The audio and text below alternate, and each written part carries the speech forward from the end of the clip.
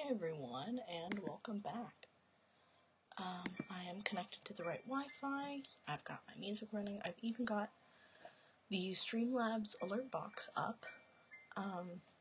So everything is in working order. The first couple minutes, I'm not going to be reading. I'll be answering questions and stuff, anything you guys want to talk. I'll just be doing regular stream stuff, not reading. And then I'm going to get into the reading. So I'd appreciate if you guys stick around for the whole thing, not just for the talking, but also for the reading, because I don't really just want to be doing this just me, you know, that'll be sad. So, yeah, let me pull up chat really quick. Hey Nathan, Mr. Volpe, how's it going? Bonjour.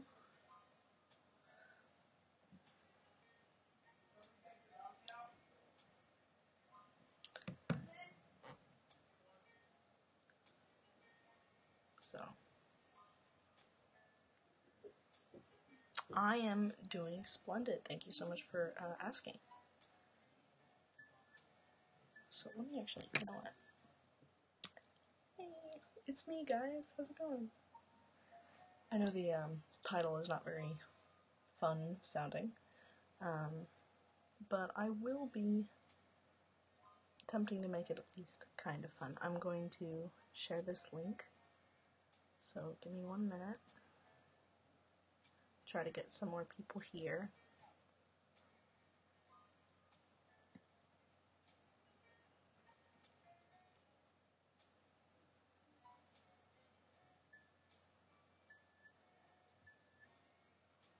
Let's try to get some more people here. I'm going to send it to my, I have a chat on Telegram. It's the Flippaneck Furry chat, so.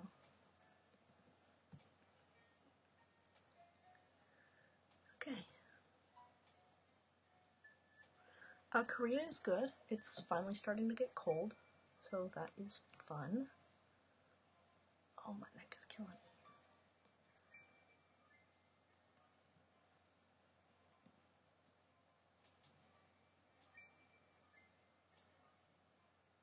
Streaming on YouTube.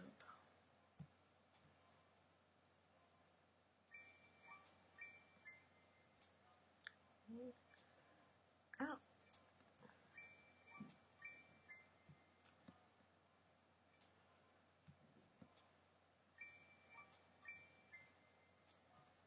Okay.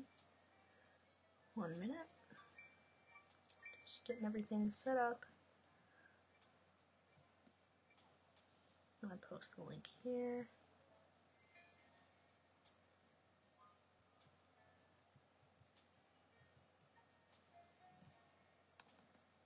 Alright.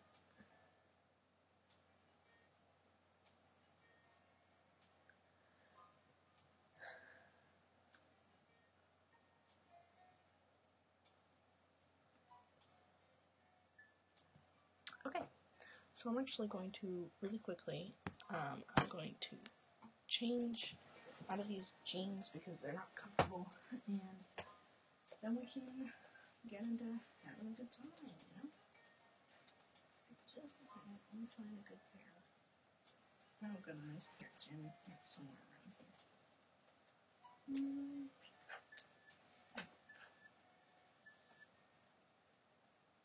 I think a gym shirt.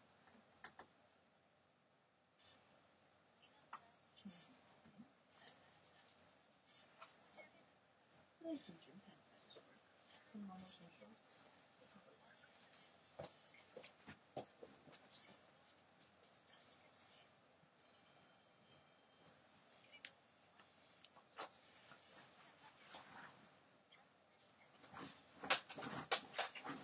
I gotta find a longer music thing so that it doesn't keep playing ads all night.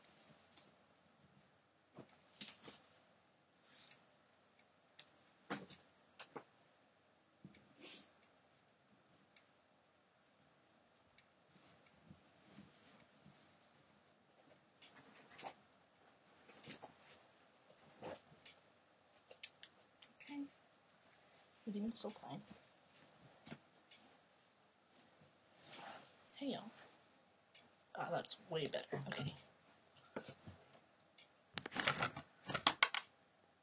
Something just fell. Hello.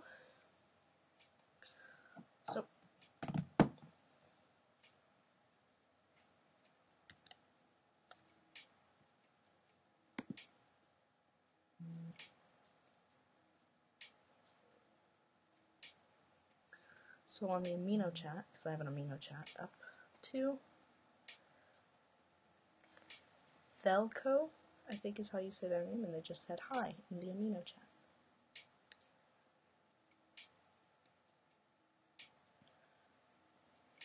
This is a whole bunch of really short songs, but they're all copyright free. I don't know.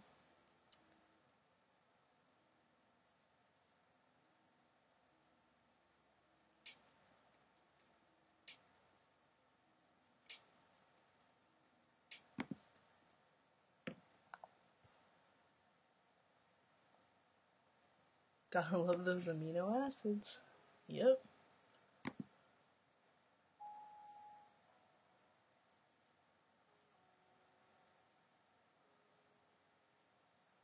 Alright, so can you hear the music? Let me know, Volpe. Can you hear the music?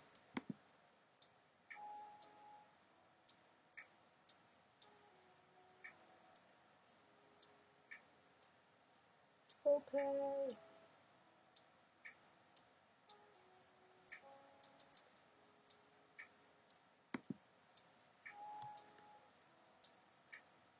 Very quietly, but yes. Okay, how about now?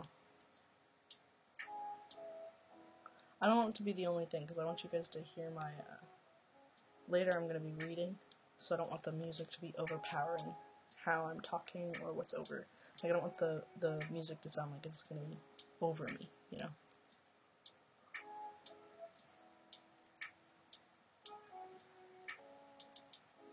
I don't know what this is, but it's in Korean. If it's also music, then it is. Alright, so I'll keep it at that level then. Don't worry though. Just Korean ads.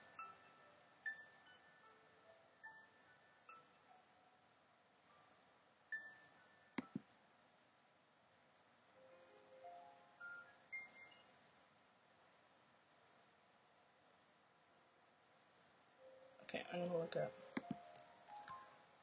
I'm trying to find a good music thing to keep in the background. Thanks for hanging out, Volpe. Miss you, man. Also, I was just now thinking. I was just thinking about how the last time I got on a voice chat from the time before, and I heard you talk, and your voice was so much deeper. I was like, "What? Who are you?" Like, I was so surprised how deep your voice had gotten. Puberty hit you like a bus. What was I looking up again? Okay. Lo-fi.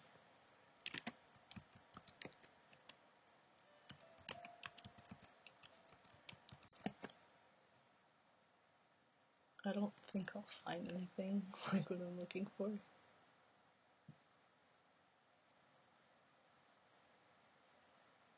Instrumental lo-fi hip-hop 1 hour mix. Maybe this. You know, sing bass 2 in choir. That is insane.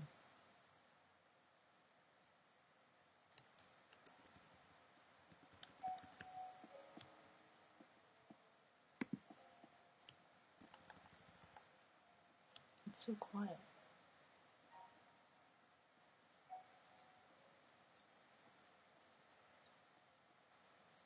You know, I'm just gonna click this one. We'll just listen to this one, because I know this one. Ah, whoa, that was loud.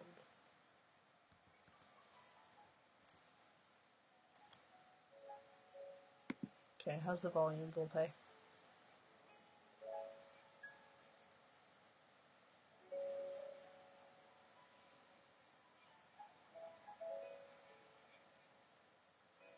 It's like this choir anthem. That's insane.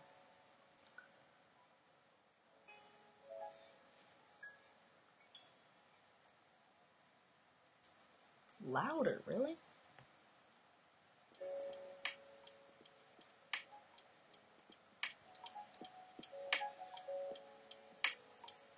Okay, can you hear me okay still? And the Lord with the sound of the trump. The sound of the trump.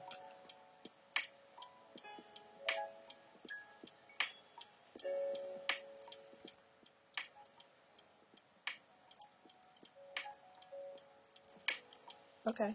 It feels kind of loud to me, but usually it's good.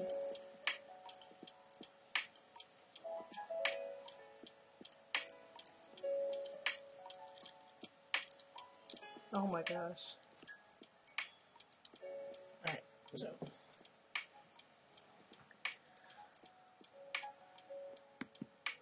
Okay. So I actually do have to get to doing this. I was hoping a few more. Oh, you know what? Actually, no. I can wait a little bit longer because now there's some people here. Hello, Night Foxy Demon.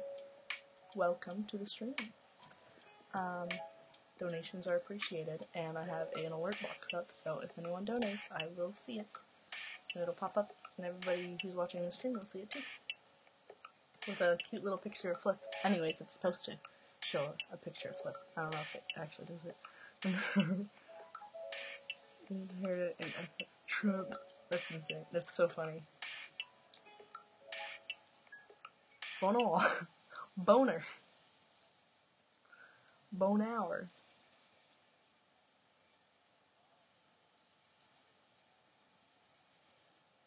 Bonjour. Bonjour. I don't speak that language. I don't speak French.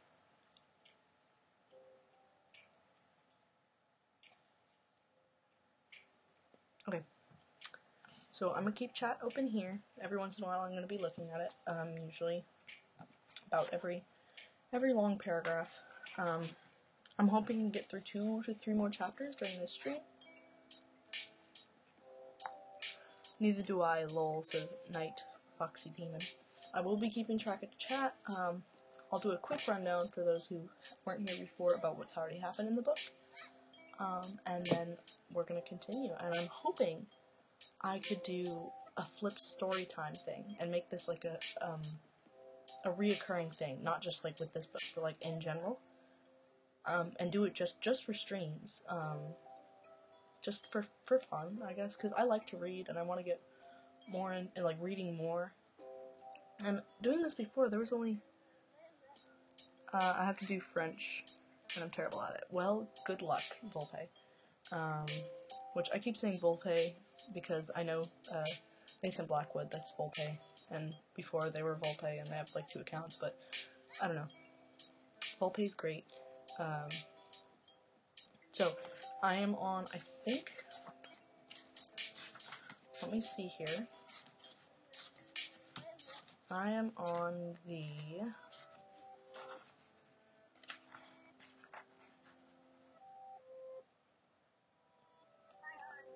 the third, I'm on the 3rd short story now, because each of these are like kind of short stories. The first one was The Things They Carried, the second one was Love, the third one was Spin, and now I'm about to start On the Rainy River, which this is quite a few pages. This one is more pages than some of the other ones, because some of them are short and some of them are long. Like, Spin was really short, but this one's gonna be long, I already know. I think it's like 20 pages, so it's not too long, but it's long. So what's basically happened so far is we have a platoon of soldiers during the Vietnam War. Let me see if I can grab my notes I already have. So I'm doing a double entry reading journal, so what I have so far is they started with talking about the physical items that they carried, but then they went into the emotional things that they carried, like grief and worry, things like that, but they talked about them, they talked about the non-tangible things almost as if they were tangible. Night Foxy Demon has invited me to chat on Amino. I might check that in a second.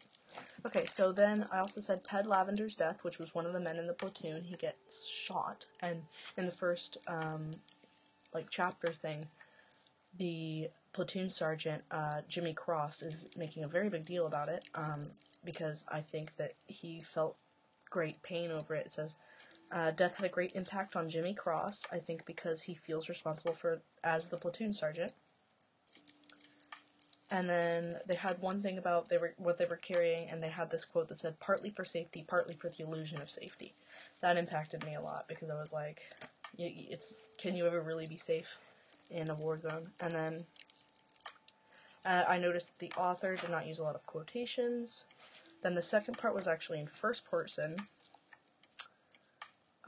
Martha, which was this girl that Jimmy Cross was really hoping would like her, would like him later, and had sent her like friendly letters, friend-zoned him real hard. There's one part, I don't know who was writing in that passage. I think it was actually Tim O'Brien, because I realized in the last chapter that Tim O'Brien was actually part of the platoon that they're writing about, so. Then there's one quote that says, hey, don't, because he says he's going to write a book, and he says, don't mention anything about, and it cuts him off and says, don't worry, I won't. So mention anything about what? I want to know what it was now. And then also there's lots of different writing styles. Lastly, they use a lot of analogies they use one comparing war to checkers, saying how war was much more chaotic and checkers was much more laid out. There's a plan and everything. Then the next one was, like I said, O'Brien was part of the platoon. I didn't realize this until now. Then I said, toward the end, I feel like Kiowa, which is one of the people in the platoon.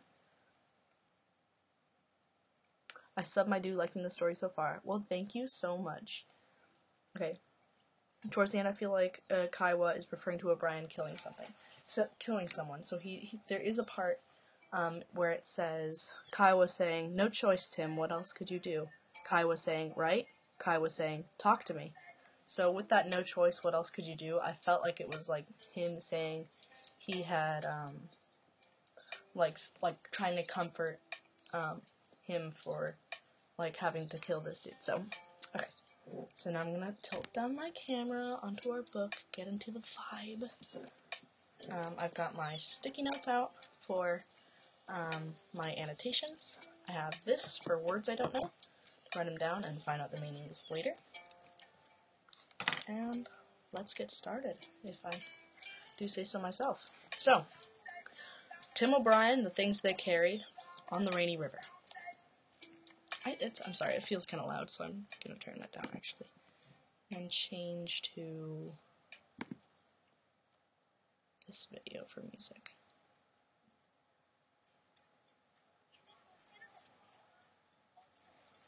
I'll be right back.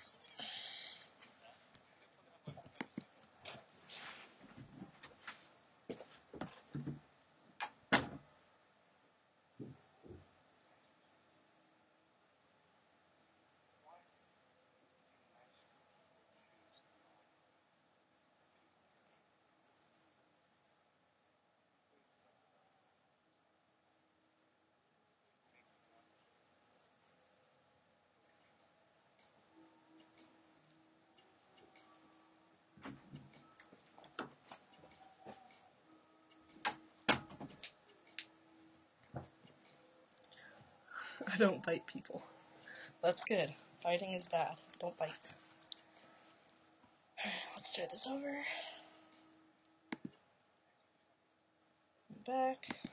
Let me catch my breath. Just ran up the stairs. Okay. On the rainy river. This is one story I've never told before. Not to anyone. Not to my parents.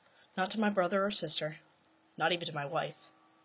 To go into it, I've always thought, would only cause embarrassment for all of us, a sudden need to be elsewhere, which is the natural response to confession. Even now, I'll admit, the story makes me squirm. For more than 20 years, I've had to live with it, feeling the shame, trying to push it away. And so, by this act of remembrance, by putting the facts down on paper, I'm hoping to relieve at least some of the pressure on my dreams. Still, it's a hard story to tell. All of us, I suppose, like to believe that in a moral emergency we will behave like heroes of our youth, bravely and forthrightly, without thought of personal loss or discredit. Certainly that was my conviction back in the summer of 1968. Tim O'Brien, a secret hero, the Lone Ranger. If the stakes ever became high enough, if the evil were evil enough, if the good were good enough, I would simply tap a secret reservoir of courage that had been accumulating inside me over the years. Courage, I seem to think, comes to us in finite quantities, like an inheritance. And by being frugal and stashing it away and letting it earn interest, we steadily increase our moral capital in preparation for the day when the account must be drawn down. It was a comforting theory. It dispensed with all those bothersome little acts of daily courage. It offered hope and grace to the repetitive coward. It justified the past while amortizing.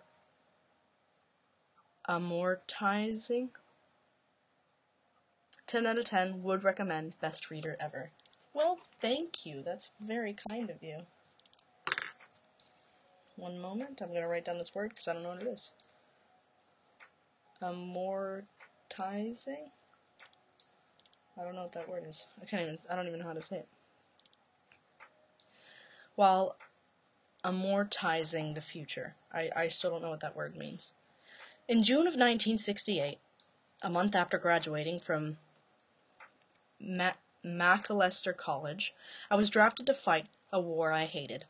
I was 21 years old. Young, yes, and politically naive. But even so, the American war in Vietnam seemed to me wrong.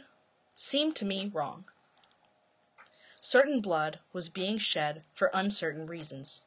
I saw no unity of purpose, no consensus on matters of philosophy or history or law. The very facts were shrouded in uncertainty. Was it a civil war? A war of national liberation or simple aggression? Who started it, and when, and why? What really happened to the USS Maddox on the dark night in the Gulf of Tonkin? Was Ho Chi Minh a communist stooge, or a nationalist savior, or both, or neither?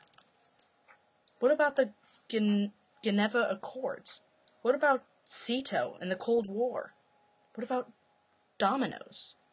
America was divided on these, and 1,000 other issues, and the debate was spilled out across the floor of the United States Senate and into the streets, and smart men and pinstripes could not agree on even the most fundamental matters of public policy.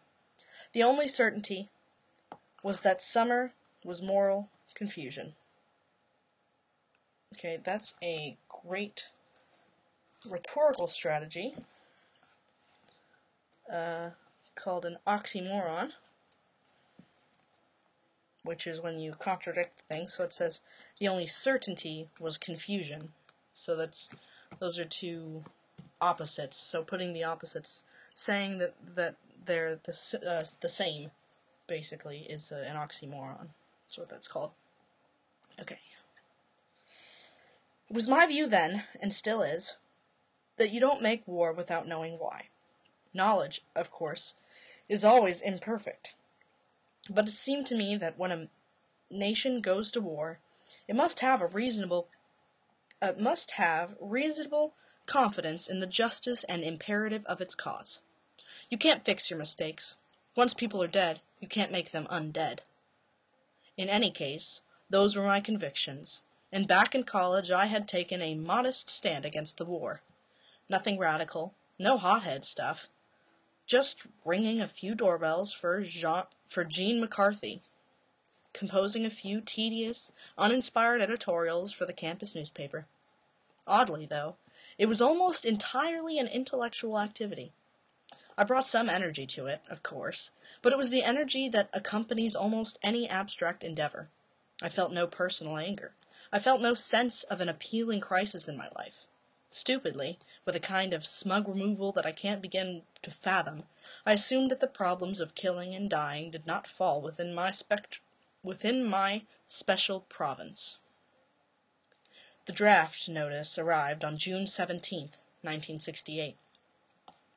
It was a humid afternoon, I remember, cloudy and very quiet, and I'd just come in from a round of golf. My mother and father were having lunch out in the kitchen.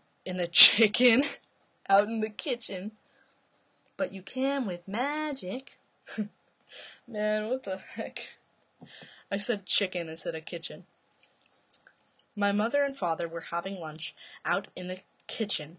I remember opening up the letter, scanning the first few lines, feeling the blood go thick behind my eyes. I remember a sound in my head. It wasn't thinking, just a silent howl. A million things all at once. I was too good for this war, too smart, too compassionate, too everything. It couldn't happen. I was above it. I had the world dicked. Phi Beta Kappa, and summa cum laude, and president of the student body, and a full-ride scholarship for grad studies at Harvard. A mistake, maybe. A foul-up in the paperwork. I was no soldier. I hated Boy Scouts. I hated camping out. I hated dirt and tents and mosquitoes. The sight of blood made me queasy, and I couldn't tolerate authority. And I didn't know a rifle from a slingshot. I was a liberal, for Christ's sake. If they needed fresh bodies, why not draft some back to the Stone Age hawk? Or some dumb jingo in his hard hat and bomb Hanoi button? Or one of the LBJ's pretty daughters, or Westmoreland's whole handsome family, nephews and nieces and baby grandson. Oh, the music went away and turned into a face care ad.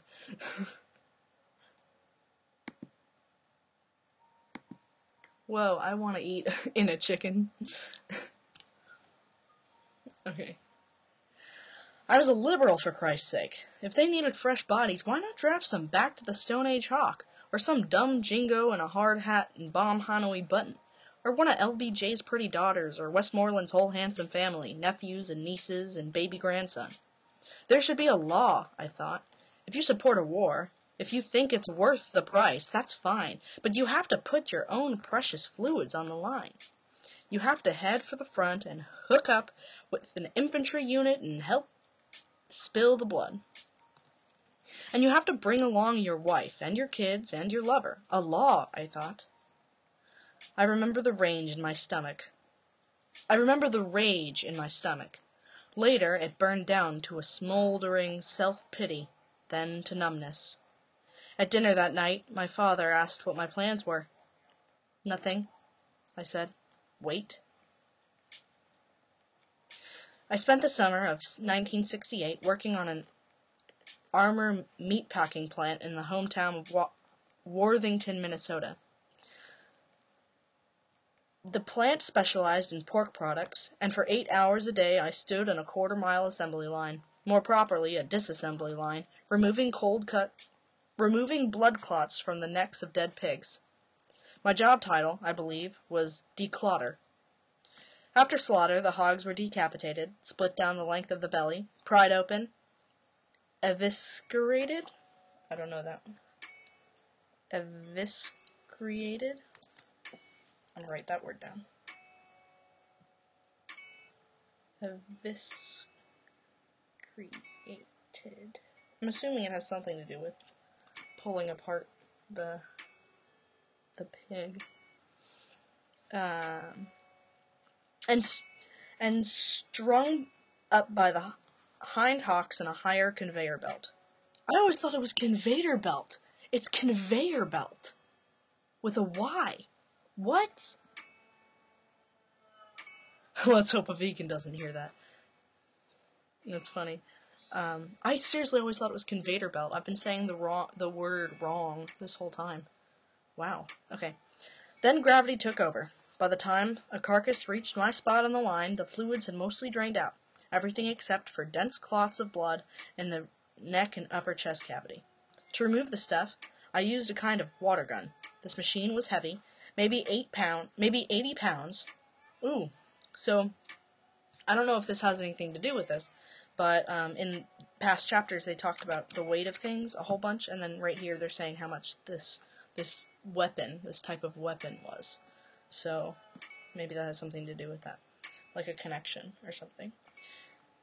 And was suspended from the ceiling by a thick rubber cord. There was some bounce to it, an elastic up and down give, and the trick was to maneuver the gun with your whole body, not lifting with your arms, just letting the rubber cord do the work for you. At one end was a trigger. At the muzzle end was a small nozzle and a steel roller brush. As a carcass passed by, you'd lean forward and swing the gun up against the clots and squeeze the trigger, all in one motion, and the brush would whirl and water would come shooting out, and you'd hear a quick splattering sound and clots dissolve into a fine red mist. It was not pleasant work.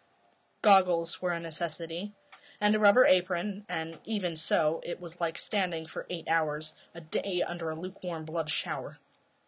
At night I'd go home, smelling of pig. It wouldn't go away. Even after a hot bath, scrubbing hard, the stink was always there. Like old bacon or sausage, a greasy pig stink that soaked deep into my skin and hair. Among other things, I remember, it was tough getting dates that summer. I felt isolated. I spent a lot of time alone. There was also that draft notice tucked away in my wallet. In the evenings, I'd sometimes borrow my father's car and drive it aimlessly around the town, feeling sorry for myself, thinking about the war and the pig factory and how my life seemed to be collapsing toward slaughter. I felt paralyzed.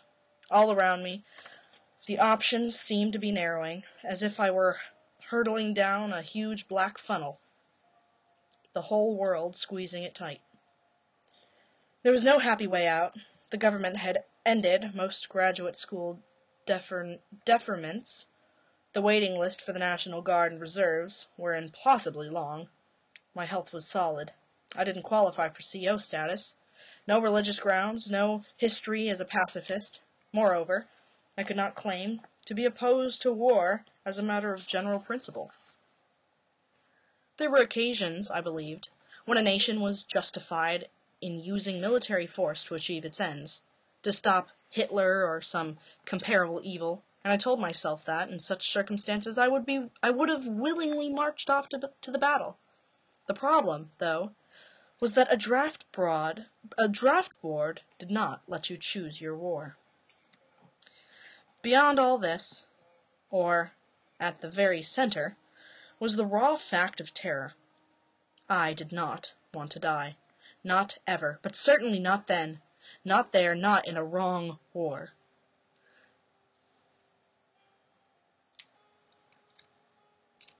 So I am going to sticky tag that with a blue, because blue are things I agree with and I impacted with. Like, that impacted me. Just nuke it, yeet. That's funny. Okay. Driving up Main Street, past the courthouse and the Ben Franklin store, I sometimes felt the fear spreading inside me like weeds. There's a great metaphor. Spreading inside them like weeds. Actually, that's a simile, using like or as. I imagined myself dead. I imagined myself doing things I could not do. Charging an enemy position. Hey, Crystal Nova. Taking aim at another human being. At some point in mid-July, I began thinking seriously about Canada. The border lay a few hundred miles north, an 8-hour drive. Both my conscience and my instincts were telling me to make a break for it, and just take off and run like hell and never stop.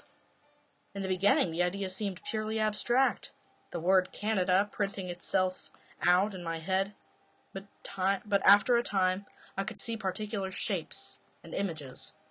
The story details of my own future, a hotel room in Winnipeg, a battered old suitcase, my father's eyes, as I tried to explain myself over the telephone. I could almost hear his voice, and my mother's. Run, I'd think. Then I'd think, impossible. Then, a second later, I'd think, run. It was a moral split. I couldn't make up my mind. I feared the war, yes, but I also feared exile. I was afraid of walking away from my own life, my friends and my family, my whole history, everything that mattered to me. I feared losing the respect of my parents. I feared the law.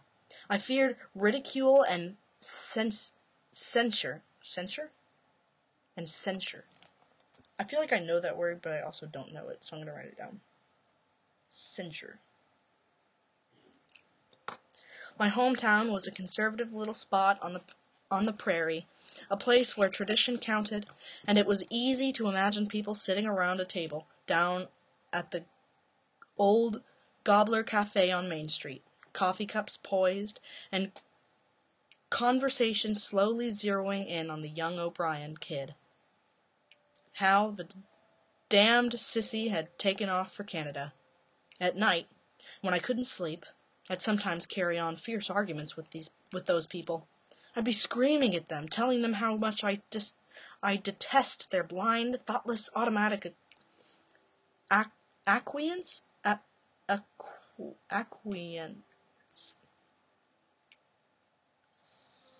Acquiescence. That's a fun word. What does that mean? I've got two words right here that I actually don't mean. Furry for life. I don't know if I'll be one for life, but I definitely am one now. I couldn't sleep, something carrying on fierce arguments with those people. I'd be screaming at them, telling them how much... Okay, so detested is the first one, because I don't entirely know what that one means. Detested. Blind, thoughtless, automatic.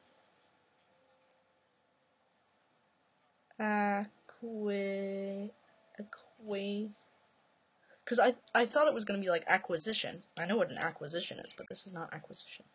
Acquiescence?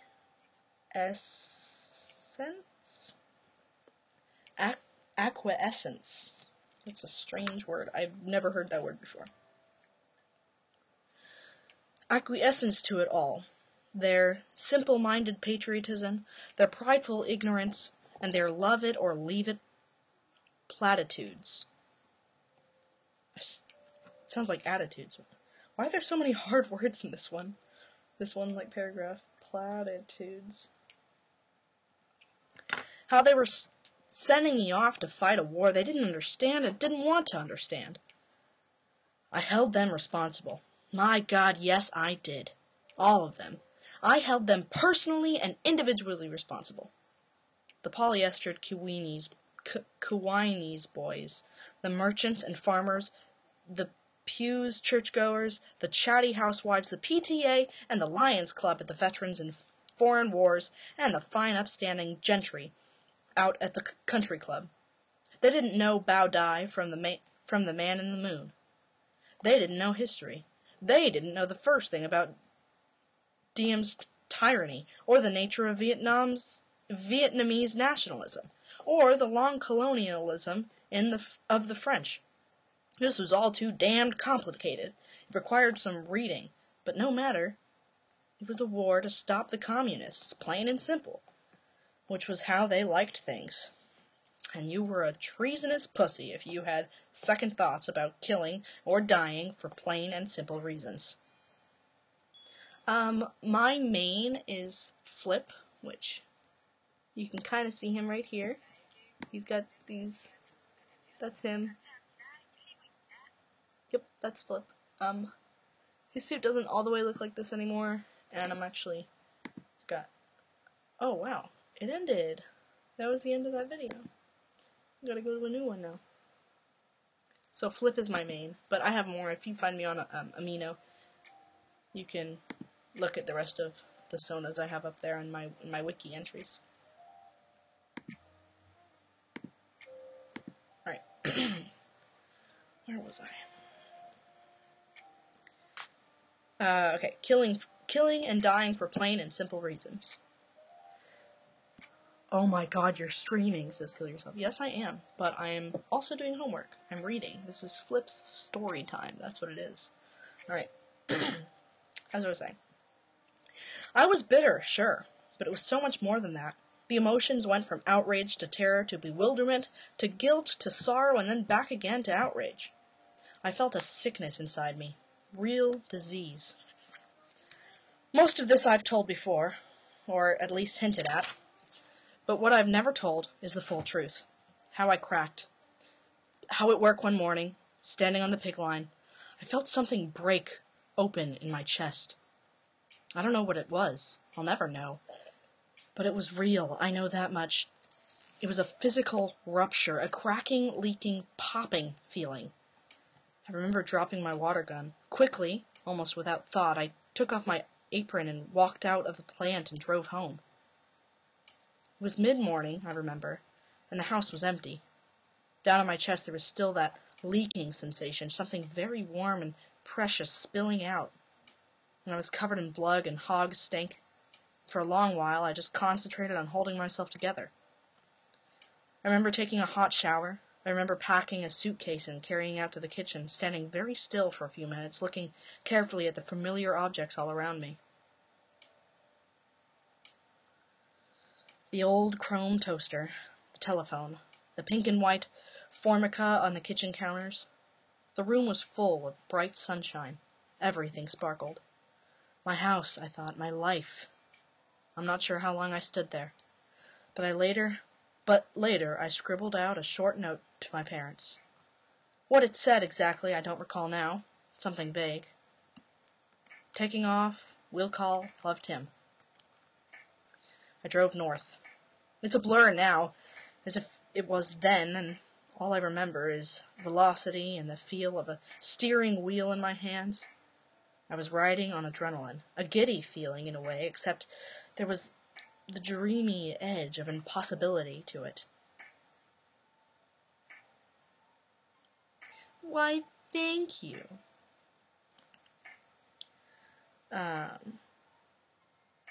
Dreamy edge of impossibility to it, like running a dead-end maze, no way out. It couldn't come to a happy conclusion, and yet I was doing it anyways because it was all I could think of to do. It was pure flight, fast and mindless. I had no plan. Just hit the border at high speed and crash through and keep on running.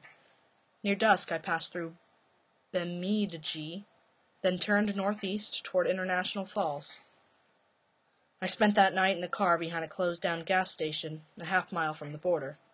In the morning, after gassing up, I headed straight west along the Rainy River, which separates Minnesota from Canada, and which, for me, separated one life from another.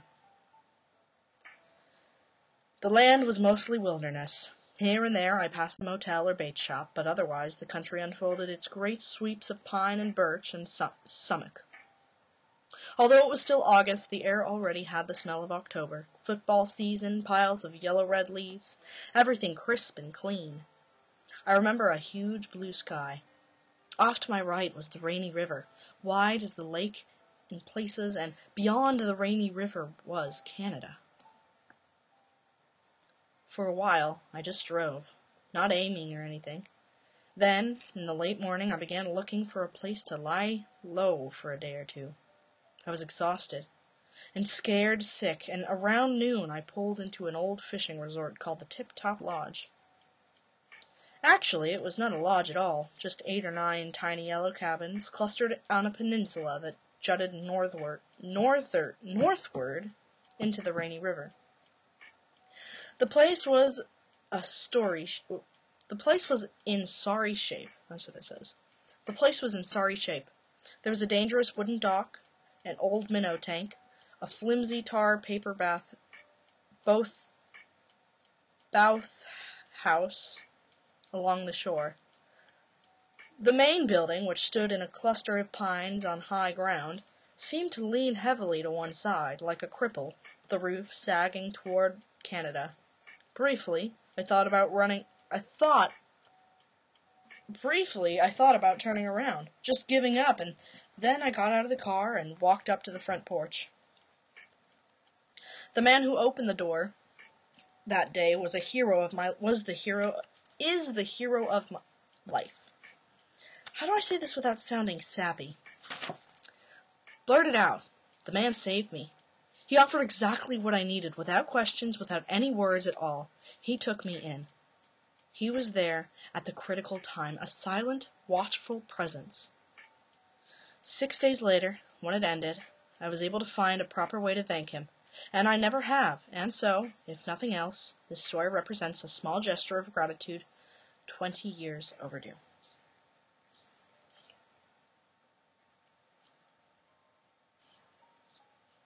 The USA is south of Canada. That is true. The USA is just south of Canada. But there are, that's just, I don't know. Yeah, it's just south. I don't know how else to say that. Yes, Canada is northern of the United States. The United States is southern of Canada. They're both part of North America. Okay. I have just gotten to the end of a paragraph. There's definitely still quite a few pages left in this chapter. But if there's anything anyone wants to say, any questions anyone has, I'd love to answer them before I continue. So, I am all ears, my friends. I do think I need to make some sort of comment on this right now. I'm going to make a little squiggly line to show that I started a new part. Right now I'm not getting a lot from this, other than the fact that he didn't want to be drafted. I've been really well. I'm just going to call you Kay, because I don't want to say that. That makes me sad every time I say that. So I've been really good, Kay. Thank you so much for asking. Okay, well, actually, that's kind of a lie. I haven't been really good. I've been really swamped with work, hence the fact that I'm literally doing homework on stream. But it's partially my fault, so not much I can do. Also, I don't know. Do you guys think there's anything big that's happened? What do you like about the story so far? I'd love to hear what you guys are thinking. We're better than Canada. Okay, Night Foxy. I'm just gonna say O'Brien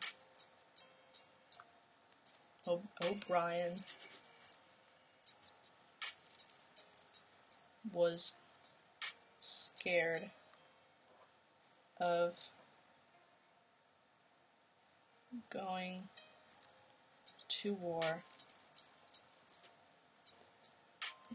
but I feel like he will change his mind.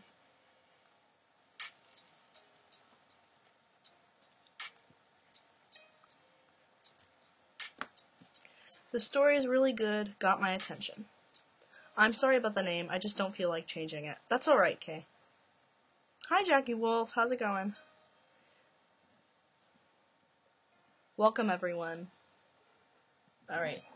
I'm going to read the next 2 paragraphs, and if there's anything that changes, I'll put a note down, any annotations I'll put down, and then I'll go back and check on chat. I'll probably be looking at chat. I do kind of like every sentence I look at chat. I am reading the, I believe, 3rd chapter in Tim O'Brien's The Things They Carried. I'm on page 46, and, yeah, and I'm reading it with all of you guys. So here I go, the next paragraph. Even after 2 decades, I can close my eyes and return to that porch on the tip-top lodge. I can see the old guy staring at me. Elroy Bredall. That's a hard last name. Elroy Bredall, 81 years old, skinny and shrunken and mostly bald. He wore a flannel shirt and brown work pants. In one hand, I remember, he carried a green apple, a small paring knife in the other. His eyes had the bluish-gray color of a razor blade, and same polished shine, and as he peered up at me, I felt a strange sharpness, almost painful, a cutting sensation, as if his gaze was somehow slicing me open. In part, no doubt, it was my own sense of guilt, but even so, I'm absolutely certain that the old man took one more look and went right for the heart feelings. And went right to the heart of things.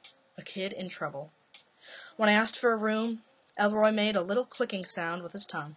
He nodded, led me out to one of the cabins, and dropped a key in my hand. I remember smiling at him. I also remember wishing I hadn't. The old man shook his head as if to tell me it wasn't worth the bother. "Dinner at 5:30, he said. "You eat fish?" "Anything," I said. Elroy grunted and said, "I'll bet." We went 6 days together at the Tip-Top Lodge. Just the two of us. Tourist season was over, and there were no boats on the river, and the wilderness seemed to withdraw into a great permanent stillness. Over those 6 days, Elroy that's such a hard last name, Birdall? I'm just going to say Birdall. Like Birdall. I don't know. Over those 6 days, insert joke here. Over those 6 days, Elroy Bedrall and I took most of our meals together. In the mornings, and I took most of our meals together. In the morning, we sometimes went out on long hikes into the woods, and at night we played Scrabble or listened to records or sat reading in front of his big stone fireplace. At times, the awkwardness of an intruder, but Elroy accepted me into his quiet routine without fuss or ceremony. He took my presence for granted, the same way he might have sheltered a stray cat. No wasted sighs or pity, and there was never any talk about it, just the opposite. What I remember more than anything is the man's willful, almost ferocious silence. In all that time together, all those hours, he never asked me the obvious question. Why was I here? Why alone? Why so preoccupied? If Elroy was curious about any of this, he was careful never to put it into words. My hunch, though, is that he already knew. At least the basics. After all, it was 1968. The guys were burning draft cards, and Canada was just a boat ride away. Elroy Birdall was no hick. His bedroom, I remember, was cluttered with books and newspapers. He killed me at the Scrabble board, barely concentrating, and on those occasions when speech was necessary, he had a way of compressing large thoughts into small, cryptic packets of language. One evening, just at sunset, he pointed up at a night owl circling over the violet-lighted forest to the west. "Hey, O'Brien," he said, "there's Jesus." The man was sharp. He didn't miss much. Those razor eyes. Now and then he'd catch me staring out at the river, at the far shore, and I could almost hear the tumblers clicking in his head. Maybe I'm wrong, but I doubt it. One thing for certain, he knew I was in desperate trouble. He knew I couldn't talk about it. The wrong word, or even the right word, and I would have disappeared. I was wired and jittery. My skin felt too tight. After supper one evening, I vomited and went back to my cabin lay down for a few moments and then vomited again. Another time, in the middle of the afternoon, I began sweating and couldn't shut it off. I went through whole days feeling dizzy with sorrow. I couldn't sleep. I couldn't lie still. At night I'd toss around in my bed, half awake, half dreaming, imagining how I'd sneak down to the beach and quietly push off one of the old man's boats into the river and start paddling my way toward Canada. There were times when I thought I'd gone off the psychic edge. I couldn't tell up from down. I was just falling, and late in the night I'd lie there watching bizarre pictures spin through my head. Getting chased by the border patrol, helicopters, and searchlights, and barking dogs. I'd be crashing through the woods. I'd be down on my hands and knees, people shouting out my name, the law closing in on all sides, my hometown draft board, and the FBI and the Royal Canadian Mounted Police. What happens when you do drugs, kids? You die.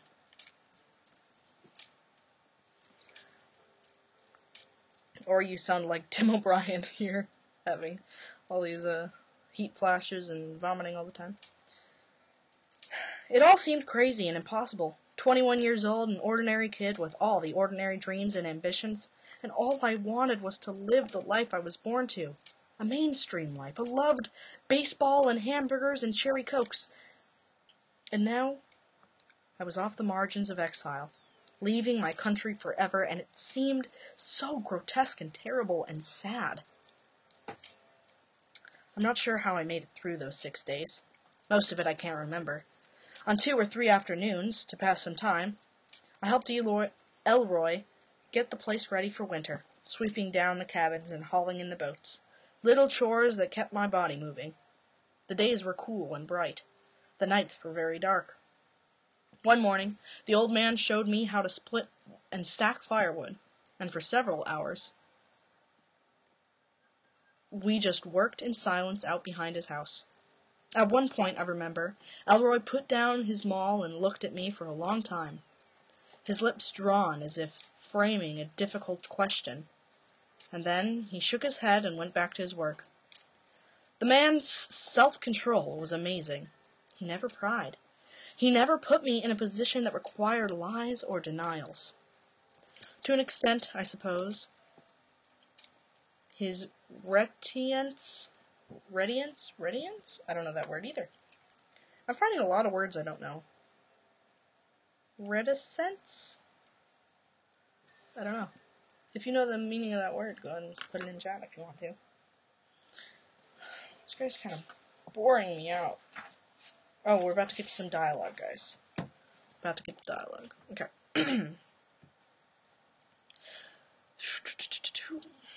Was typical of that part of Minnesota, where privacy still held value, and even if I'd been walking around with some horrible deformity, 4 arms and 3 heads, I'm sure the old man would have talked about everything except those extra arms and heads. Simple politeness was part of it. But even more than that, I think, the man understood that words were insufficient. The problem had gone beyond discussion. During that long summer, I'd been over and over the various arguments, all the pros and cons, and it was no longer a question that could be decided by an act of pure reason. Intellect had come up against emotion. My conscience told me to run, and some irrational and powerful force was wrestling like a weight pushing me toward the war. What it came down to, stupidly, was a sense of shame. Hot, stupid shame. I did not want people to think badly of me. Not my parents, not my brother and sister, not even the folks down at the Gobbler Cafe. I was ashamed to be there at the Tip Top Lodge. I was ashamed of my conscience, ashamed to be doing the right thing. I do not have a Patreon, but I do have Streamlabs. Donations are appreciated. The link is in the description. So, if you want to do that, if you want to donate, I'd be quite happy. Okay. And I'm debating about deciding to do, like, calls with people who donate, like calls on Amino or something with people who donate. Haven't decided yet, though.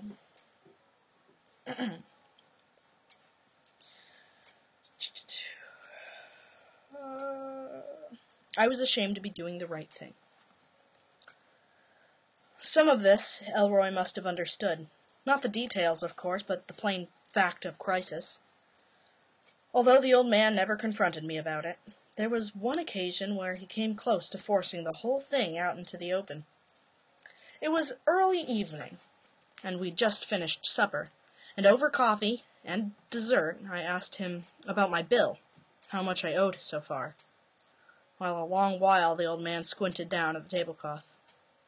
Well, the basic rate, he said, is $50 a night, not counting meals. This makes 4 nights, right? I nodded. I had $312 in my wallet. Elroy kept his eyes on the tablecloth. Now, that's an on-season price. To be fair, I suppose we should knock it down to a peg or 2. He leaned back in his chair.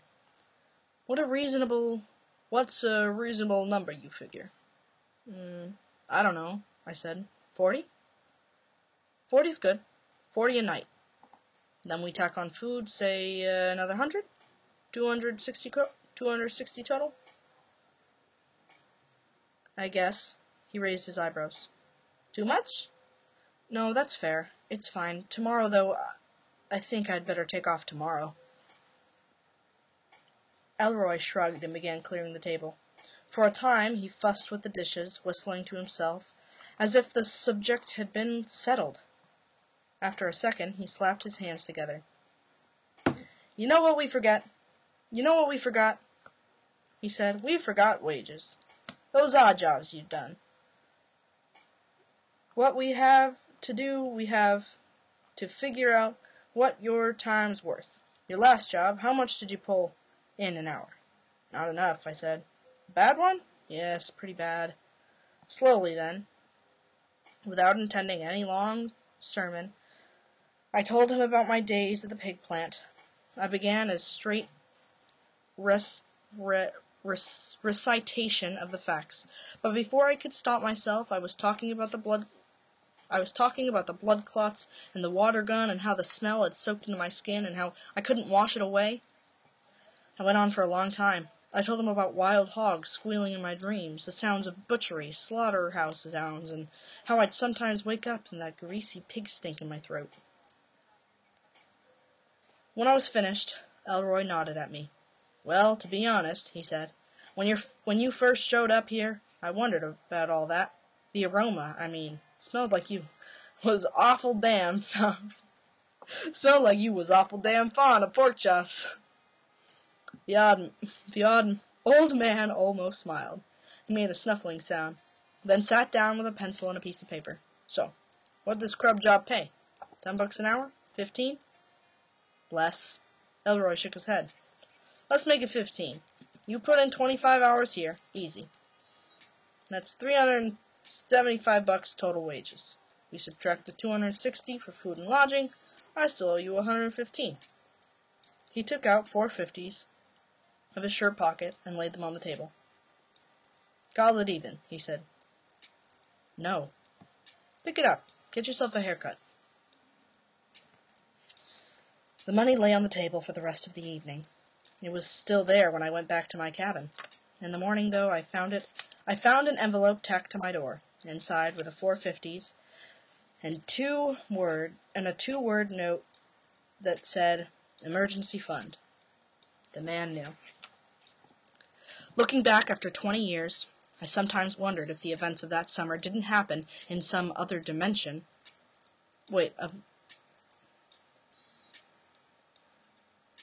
Okay. Didn't happen in some... I did say that right, okay. Didn't happen in some other dimension, a place where your life exists, but you've lived it, and where it goes afterward.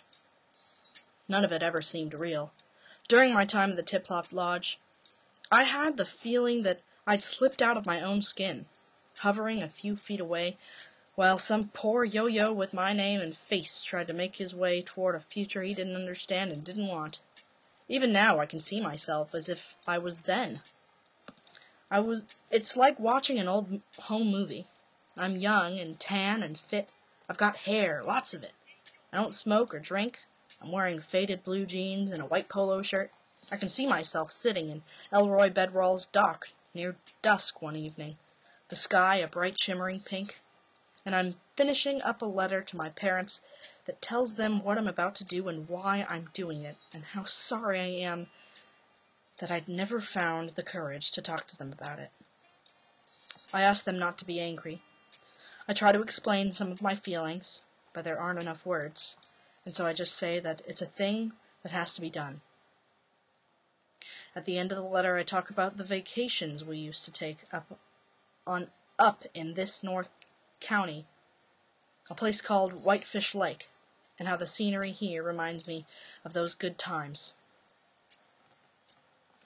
I tell them I'm fine. I tell them I'll write again from Winnipeg or Montreal or wherever I end up. On my last full day, the 6th day, the old man took me out fishing on the rainy river.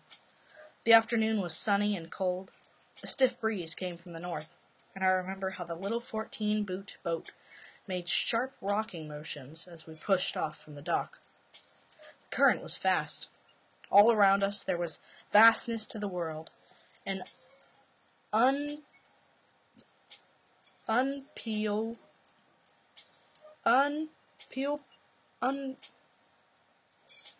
unpeopled. Okay, that was just hard because it was a split word. Unpeopled rawness, and the trees and the sky and the water reaching out toward nowhere. The air had a... I hate this song. It's getting really annoying. Okay. Hi, guys.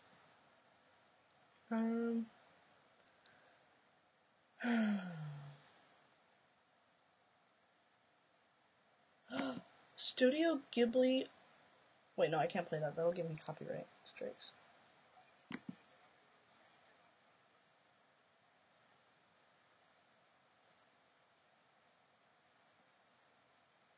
Alright, let's try this one.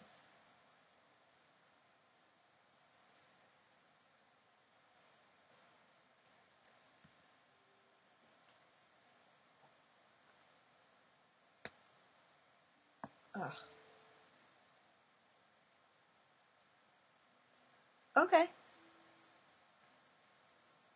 You should be able to link a PayPal account to it. That's what I have mine set up with.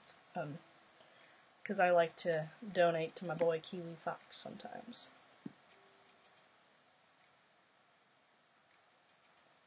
Let's just re-listen to this one.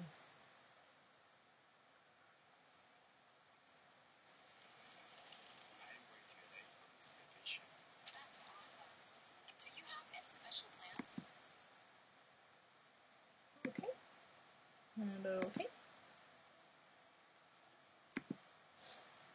Okay.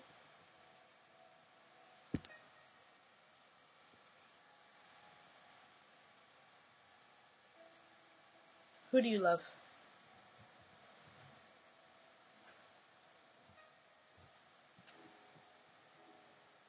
You say, I love him. Who do you love?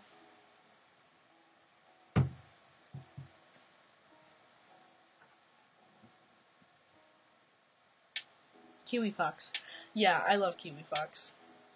He's a really great friend. He's a really great dude. He's been a really good friend to me, so I definitely don't mind going and donating for him because he's such a nice guy. Okay. I totally lost where I was. Oh yeah, okay. The unpeopled rawness, just as the trees in the sky and water reaching out toward nowhere. The air had the brittle scent of October. For 10 or 15 minutes, Elroy held a course upstream, the river choppy and silver-gray. Then he turned straight north and put the engine on full throttle. I felt the bow lift beneath me. I remember the wind in my ears, the sound of the old outboard Evinrude. For a time I didn't pay attention to anything, just feeling the cold spray against my face. But then it occurred to me that at some point we must have passed into Canadian waters, across the dotted line between two different worlds, and I remember a sudden tightness in my chest, and I looked up and watched the far shore come to me. This wasn't a daydream. It was tangible and real. As we came in toward land, Elroy cut the engine, letting the boat fishtail lightly about 20 yards offshore. The man didn't look at me or speak. Bending down, he opened his tackle box and bruised himself with a bobber and a piece of wire leader, humming to himself, his eyes down. Man, who is this? This old man is... I think the old man was probably a soldier, and he knows what he's going through. Old man was drafted.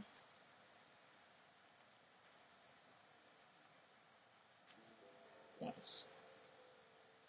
I feel like he was drafted once, and that's why he's, like, going through all of this to help him out, you know?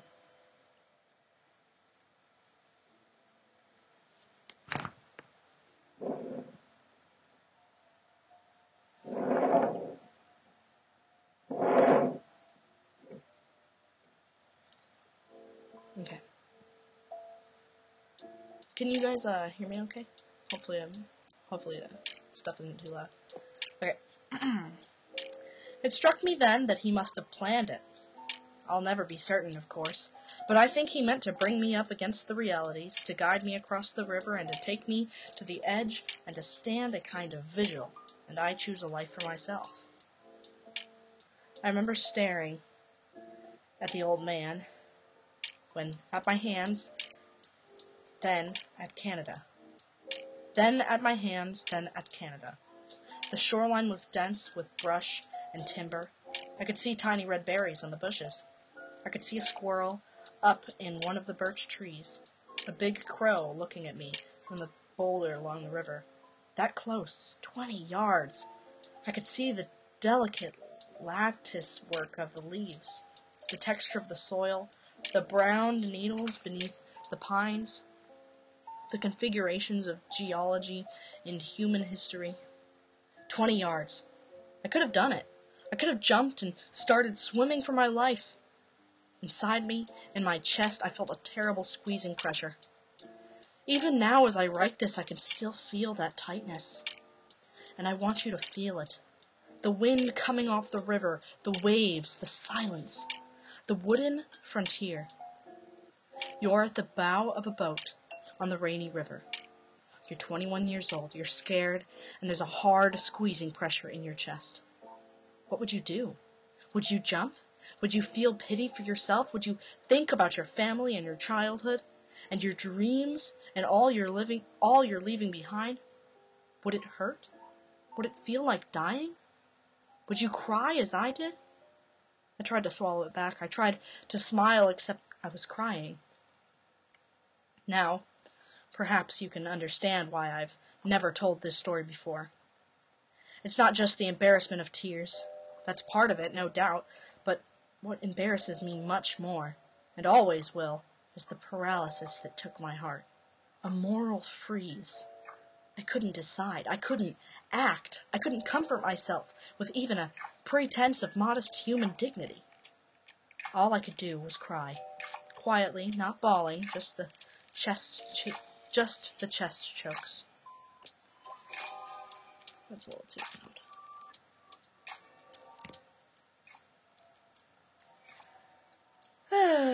Okay. We're getting somewhere. How many more pages until the end of this chapter? Okay, we're almost to the end of this chapter.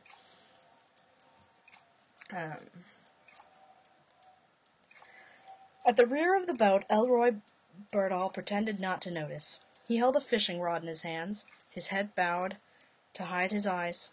He kept humming a soft, monotonous little tune. Everywhere, it seemed, in the trees and water and sky, a great worldwide sadness came pressing down on me, a crushing sorrow, like I had never known it before. And what was so sad, I realized, was that Canada had become a pitiful fantasy, silly and hopeless. It was no longer a possibility. Right then, with the shore so close, I understood that I would not do what I should do.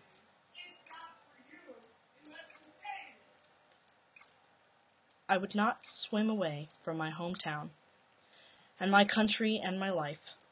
I would not be brave.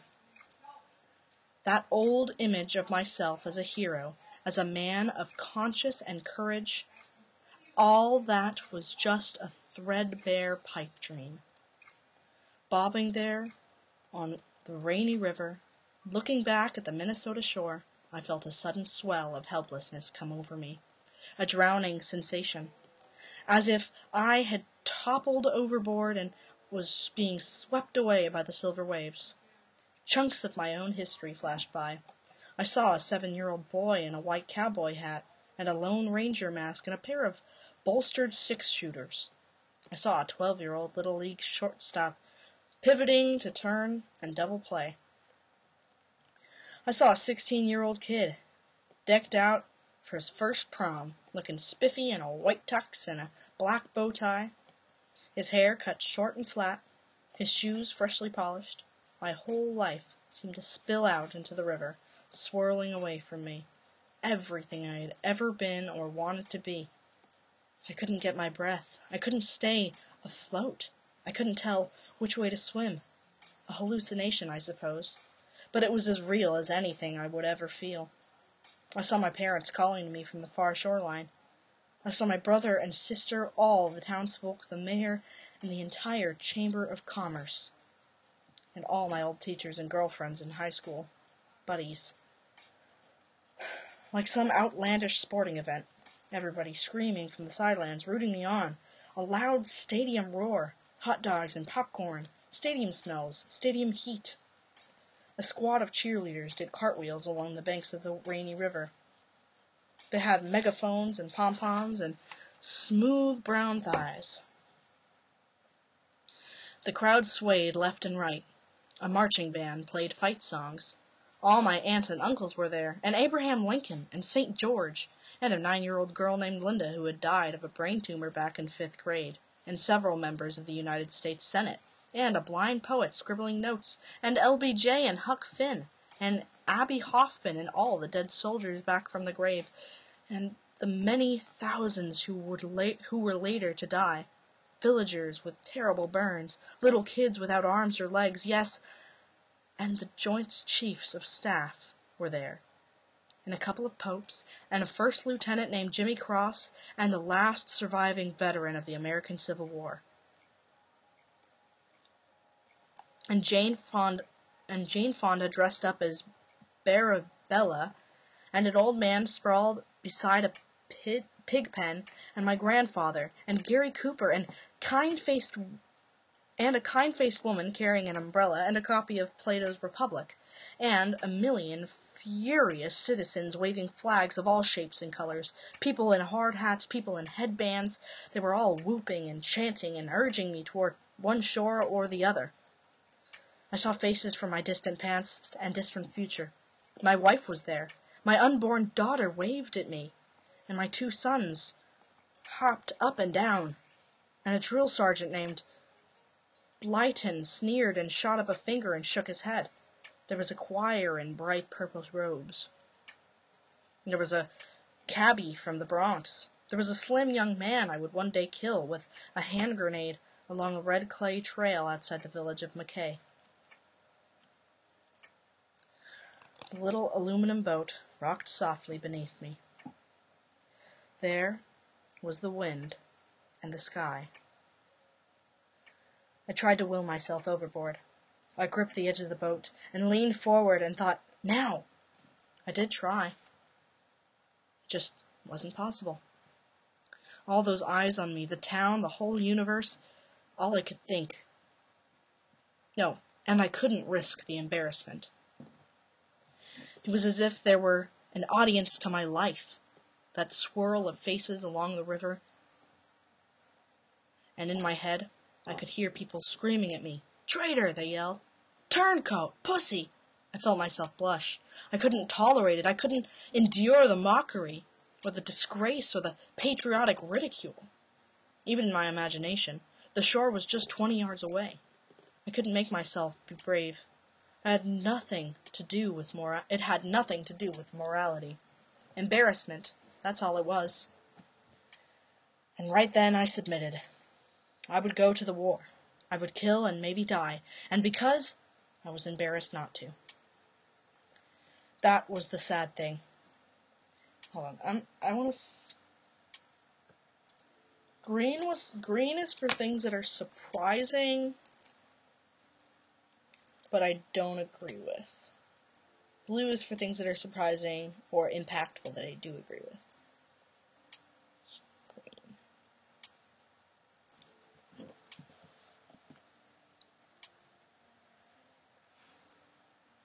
It is indeed getting kind of trippy. Okay, I would go to the war. I would kill and maybe die because I was embarrassed not to. That was the sad thing. And so I sat in the bow of the boat and cried. It was loud now. Loud, hard crying. Elroy Bedwell remained quiet. He kept fishing.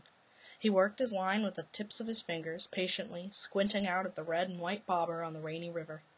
His eyes were flat and impassive. He didn't speak. He was simply there, like the river and the late summer sun, and yet by his presence, his mute watchfulness, he made it real. He was the true audience. He was a witness like God, or like the gods who look on in absolute silence as we live our lives, as we make our choices or fail to make them. "Ain't bidin'," he said. After a time, the old man pulled in his line and turned the boat back toward Minnesota. I didn't remember saying goodbye. The last night we had dinner together, and I went to bed early, and in the morning, Elroy fixed breakfast for me. When I told him I'd be leaving, the old man nodded as if he already knew. He looked down at the table and smiled. At some point later, in the morning, it's possible that we shook hands. I just don't remember. But I do know that by the time I'd finished packing, the old man had disappeared. Around noon, when I took my suitcase out of the car, I noticed that his old back pickup truck was no longer parked in front of the main lodge. I went inside and waited for a while, but I felt a bone certainty that he wouldn't be back. In a way, I thought it was appropriate. I washed up the breakfast dishes, left his $200 in the kitchen counter, got into the car, and drove south toward home. The day was cloudy. I would have kept the money. He just said he gave all the money back, but I would have kept the money because he's right. He kind of did owe him that because he did do all that work. Like, it was a part of, like, oh, I'm being nice, and part of a, like, thanks for actually helping out. So, I personally would have kept that money. I don't know, I wouldn't have given it back. It was $200. $200 in 1968 is a lot of money. So, okay. Also, if he had that much money to just give him, like, why? I don't know. I personally would have kept the money, but that's just me. Okay. The day was cloudy. I passed through towns with familiar names, through a pine forest and down to the prairie, and then to Vietnam, where I was a soldier, and then home again. I survived, but it's not a happy ending. I was a coward. I went to the war. Whew, alright, end of that chapter. I did not get, like, nearly any notes for that.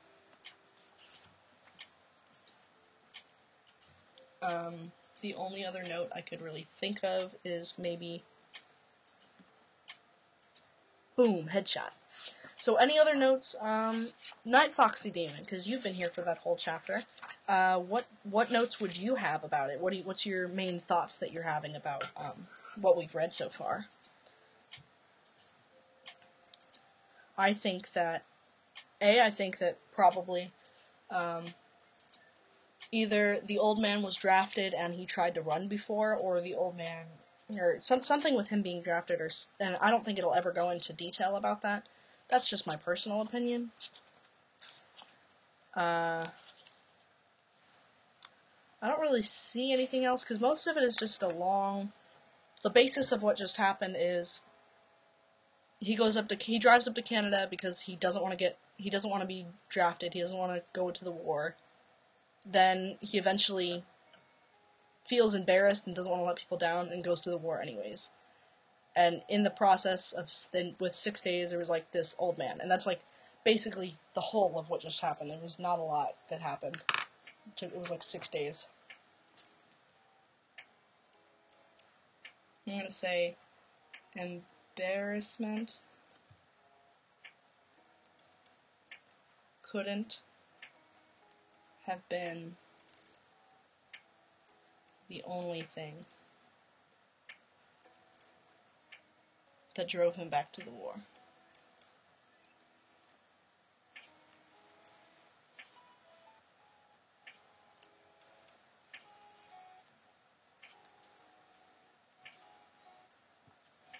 Okay.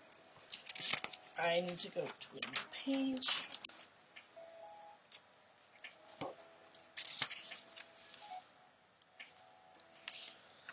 Right.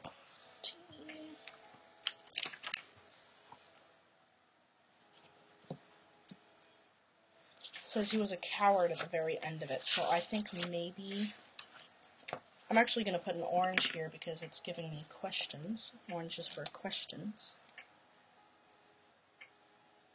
It says, I was survived, but it's not a happy ending. I was a coward. I went to the war. So I think the I survived maybe was foreshadowing of some sort. I was a coward.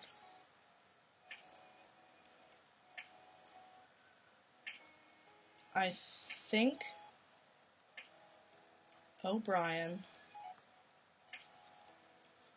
left the war early, or hid, or shot his toe off. Because they talked earlier in the book about people wanting to go home so they shot their toes off. The old man, I agree with you, had probably been drafted and understood his reasonings for not wanting to. Yeah, that's what I thought too. So I wrote that down on my double entry reading journal. Let's see how long Enemies is. I don't think it's too long. Okay, good. Enemies is short, so we're going to read that one really quick. Okay. Let's see how much longer we've got on this music. Oh, not that long. Actually, we do. It's only been 20 minutes. Okay.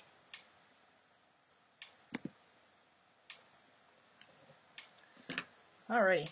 Enemies. One morning in late July, while we were out on patrol near LZ Gator, Lee Strunk and Dave Jensen got into a fist fight. It was about something stupid, a missing jackknife. Okay, so now it's back to the perspective of me. This is, because before it's Tim O'Brien talking about the story. But now this is telling the story.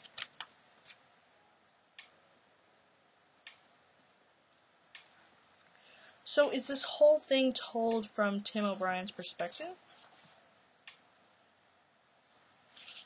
He's just not talking about himself in all of this. I don't know. Okay, so, okay. About something stupid, a missing jackknife. But even so, the fight was vicious. For a while it went back and forth, but Dave Jensen was much bigger and much stronger, and eventually he wrapped an arm around Strunk's neck and pinned him down and kept hitting him on the nose.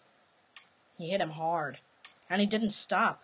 Strunk's nose made a sharp snapping sound like a firecracker, and even then Jensen kept hitting him over and over, quick, stiff punches that did not miss. Oof, I can feel this guy's ouch right now. Ugh. It took 3 of us to pull him off. When it was over, Strunk had to be choppered back to the rear, where he had his nose looked after. And 2 days later he rejoined us wearing a metal splint and lots of gauze. So this guy got into such a big fight that he was punching him in the nose. I think oh, I gotta put a little wavy line because it's a new chapter. I think inner anger about other things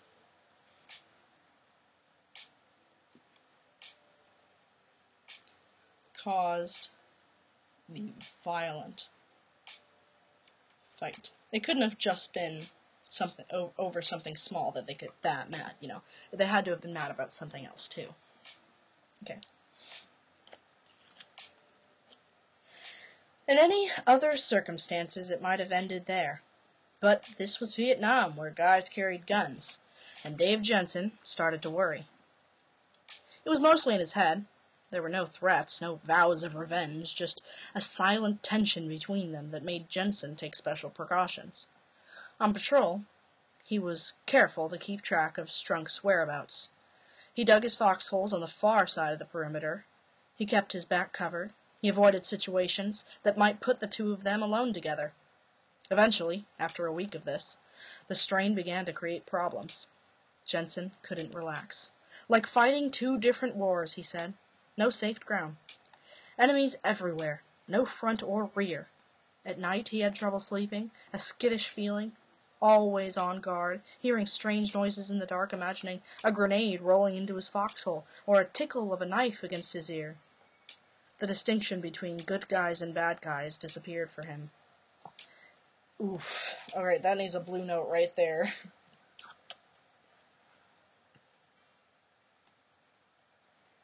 It says the distinction between good guys and bad guys disappeared for him. I want to write something down for that. The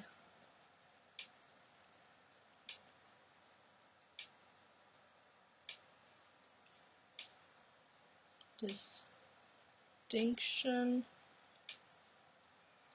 between good guys, bad guys disappeared for him.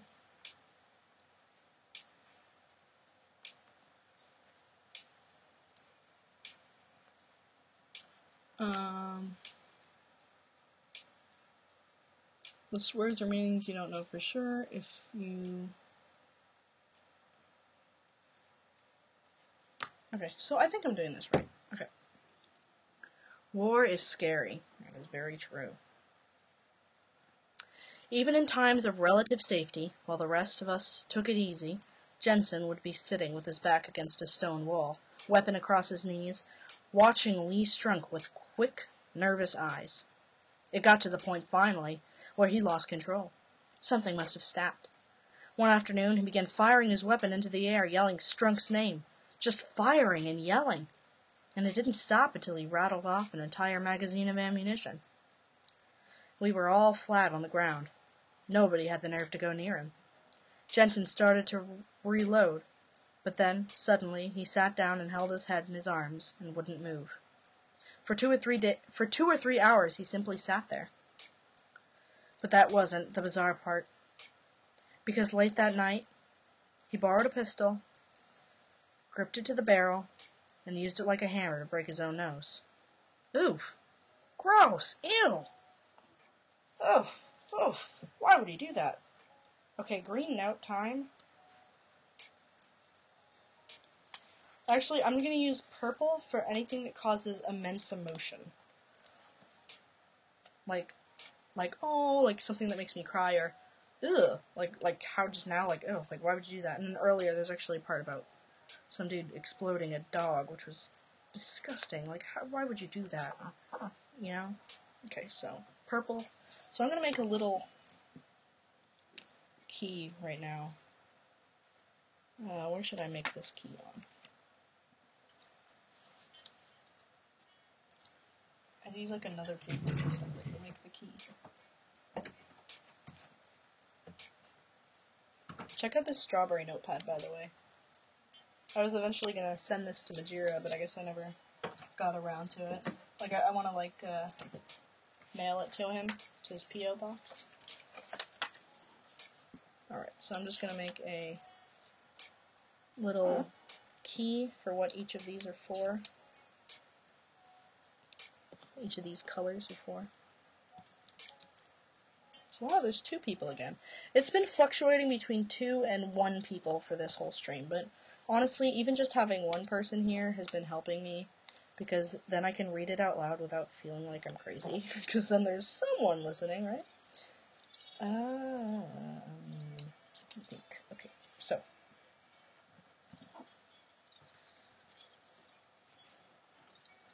It is an adorable strawberry.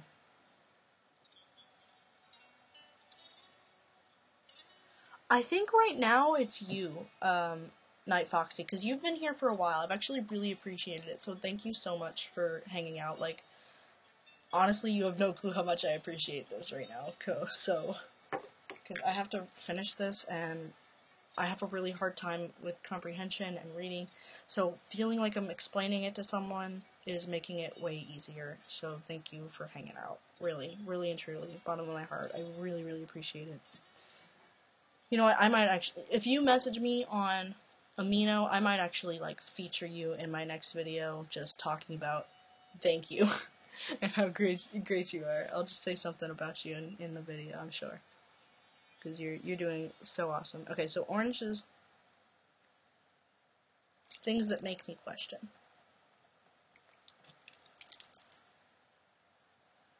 Things that make me question. Purple is... Alright, I'll check it in a bit. Intense emotion is purple. Green is for impact, or important, that I don't agree with. Important, that I don't agree with.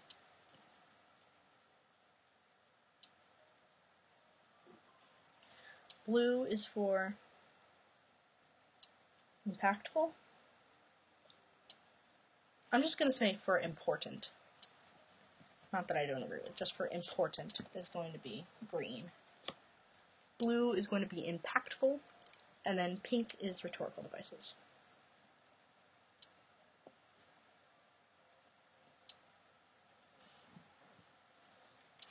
I think did I use a...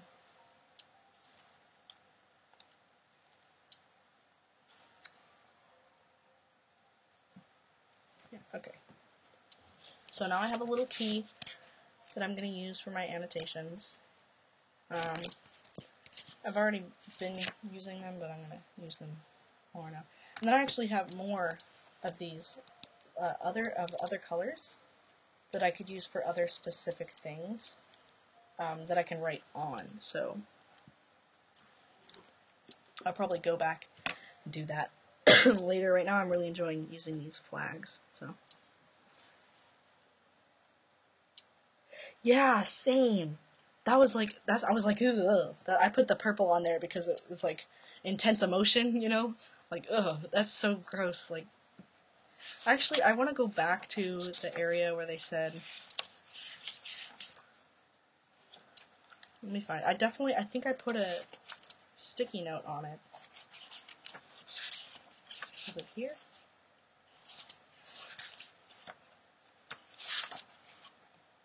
I don't remember where it is exactly. Somewhere he's like, I'm just a boy. It says that somewhere.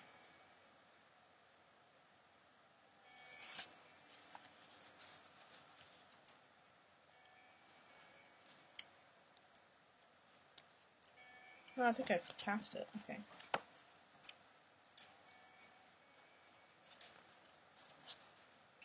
Okay, it was before this.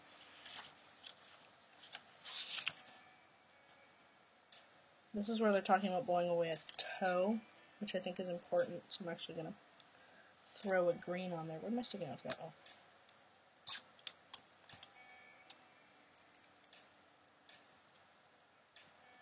Because that's what I was talking about earlier. And then I gotta find that part with the dog I was talking about. He says this thing where he's like, I'm just a boy. This is still Lieutenant Cross talking about that Martha girl. Man, screw her. Alright. I passed it again, I think.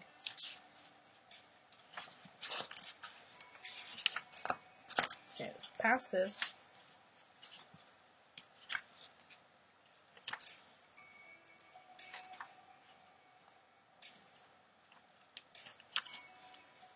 Oh, here it is.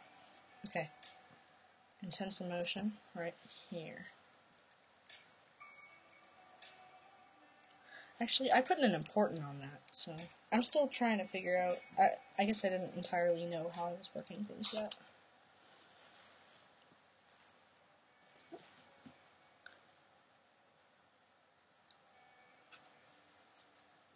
Important. Okay, yeah, that's important. Okay. Alright. Now that I've got these annotations, we can keep going.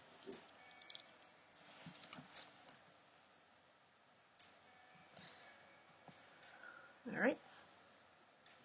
Okay. Okay, broke his own nose. Ew. Afterward, he crossed the perimeter to Lee Strunk's foxhole. He showed him what he'd done, and asked if everything was square between them. Strunk nodded and said, sure, things were square. But in the morning, Lee Strunk couldn't stop laughing. That man's crazy, he said. I stole his fucking jackknife. He broke his own nose. That is insane. He broke his own nose. Okay, so let's see how long Friends is. Oh, Friends is literally only 2 pages, so we can get through this one quick. Did I write anything for this?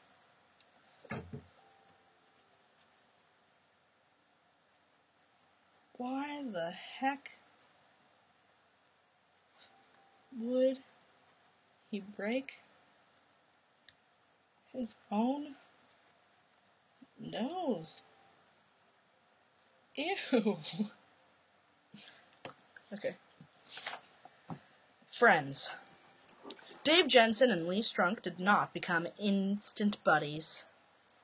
Those are the people that that had the argument. Okay. Did not become instant buddies, but they did learn to trust each other. Over the next month, they often teamed up on ambushes. They covered each other on patrol, shared a foxhole, took turns pulling guard at night. In late August, they made a pact that if one of them should ever get totally fucked up, a wheelchair wound, the other good guy would automatically find a way to end it. As far as I could tell, they were serious. They drew it up on paper, signing their names and asking a couple of guys to act as witnesses. And then, in October, Lee Strunk stepped on a rigged motor round. It took off his right leg at the knee. He managed a funny little half-step, like a hop, and he tilted sideways and dropped. "Oh, damn," he said. For a while, he kept saying it. "Oh, damn," as if he stubbed a toe. Then he panicked. He tried to get up and run, but there was nothing left to run on. He felt hard. The stump of his right leg was twitching. There were slivers of bone, and the blood came in quick spurts like water from a pump. He seemed to be bewildered. He reached down as if to massage his missing leg, and then he passed out.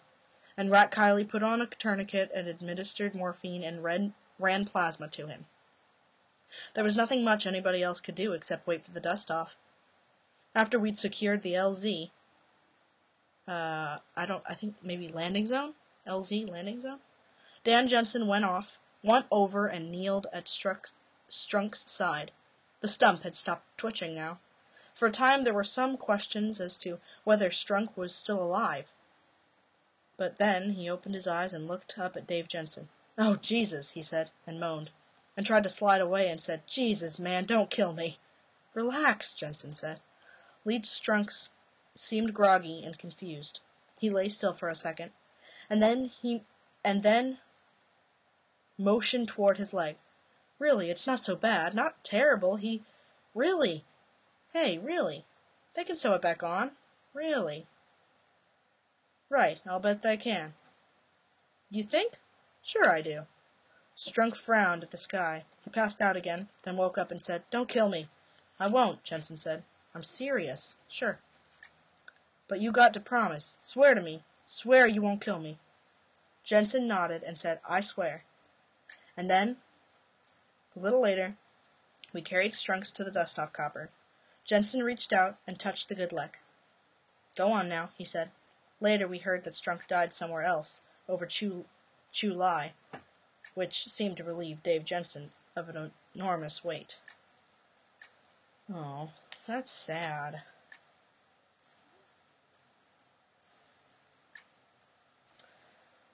That had like an impact, but not like a big impact. Also, I wonder why he kept saying, "Don't kill me." I'm actually going to write that down. Why would... I'll put an orange down for that then.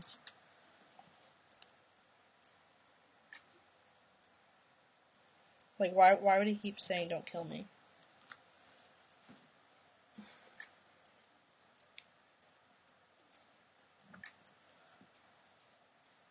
Why would Strunk keep saying, "Don't kill me"?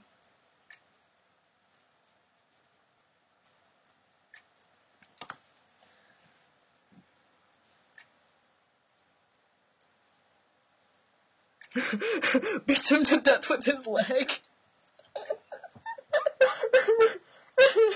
Oh, I shouldn't be laughing at that. That's awful. What if he just, like, took the other half of his leg and, like, oh my god, I would die. That would be horrible. I mean, he is crazy. He broke his own nose with the end of a gun. Like, okay, so this one I already know is long. So, if we want to do a little bit of chatting or something, a little break before we get into this, because this is a long one. This is another, I think, 20 pages. It goes from page 64 to page 81. 64 to 81. So 5 is 70, 10. So it's about 15 pages. So it's going to be another long one. So anything you guys want to talk about or do before... You know what? I know exactly what we can do. I'm going to put a pencil right here. We're going to get out a little piece of paper, a little note card. No, actually not a note card. That's lame. We're going to get out an actual piece of paper here, like from a sketchbook, a good piece of paper. And we're going to draw something. Actually, we're going to draw Night Foxy Demon. Send me your reference, Night Foxy, because you have been such a good sport. You've been so nice. So send me your reference over Amino, and I will draw that right now for the entertainment of you guys. For hanging out, and I'm honestly so appreciative because I could not be doing this without you guys. Like, I really, really couldn't. You have no clue how grateful I am. So, thank you, thank you, thank you. I'm actually gonna put this up really quick though, so I can pick some new music. But this one, rainy jazz. Ooh, here. Relaxing jazz for work and study. Background, and it's 2 hours.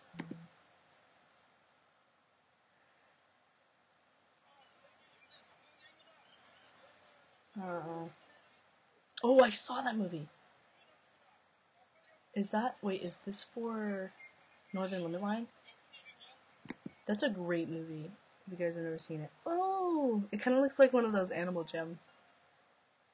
One of the Animal Jam ones. Okay. Okay, so it's gonna be upside down. Apologies. Actually, wait, maybe I can... Wouldn't that be cool if I could turn it right side up? Oh, wait. Heck. I'm the wrong thing. Because I was just able to turn the other thing upside down. I can turn it upside down.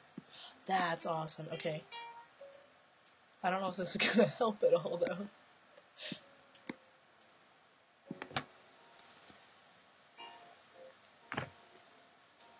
Wait, this is exciting. Okay. So if I draw... Can you see that? But are you seeing it right side up? You are! Okay, cool. Oh my god, that's genius. That's amazing. Okay. So let me start this over now. I was just testing it. We need a little bit of a break anyways. This is a lot of reading. Okay. So, Night Foxy.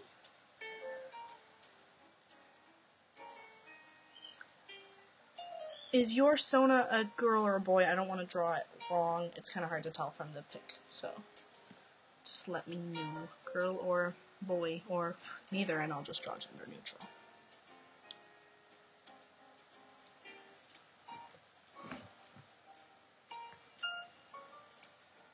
Boy, alright.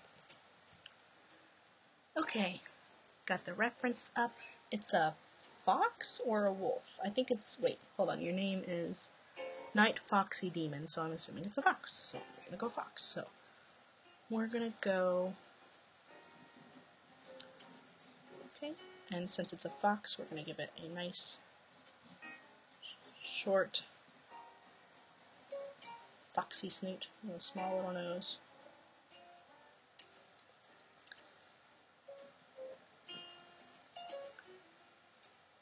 I'm adoring this swirl on the head, by the way. It's a really nice touch. I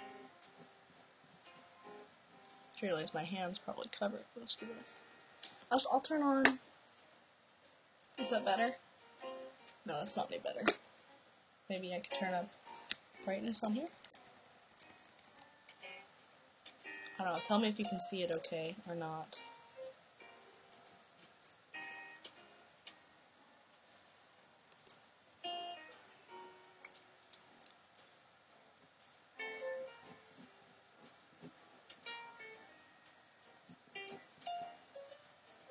Oh, those ears are not quite right for a foxy.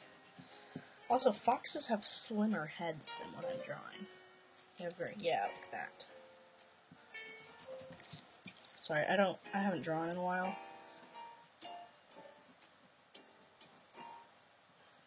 There we go. That's a fox snoot.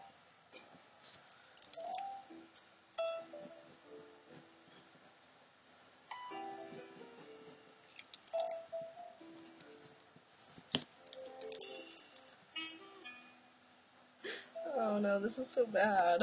Hold on. I wish I was drawing better for you right now. This is bad.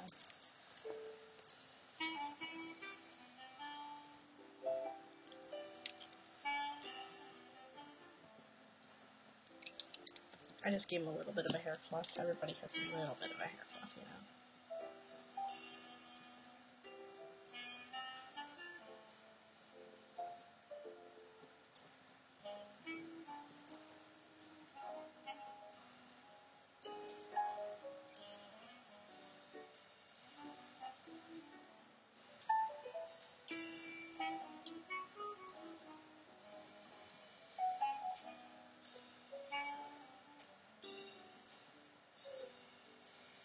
You can't fully see the swirl on his face because of where I have it, but it's there, so don't worry.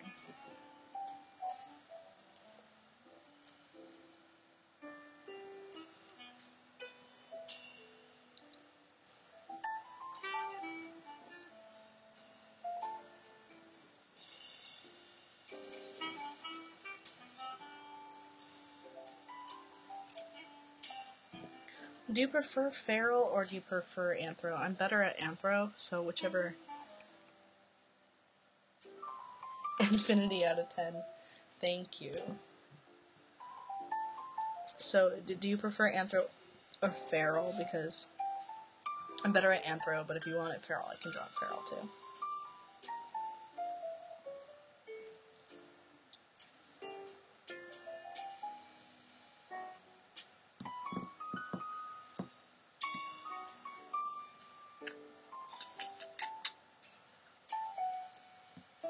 I'm just gonna go anthro, I think.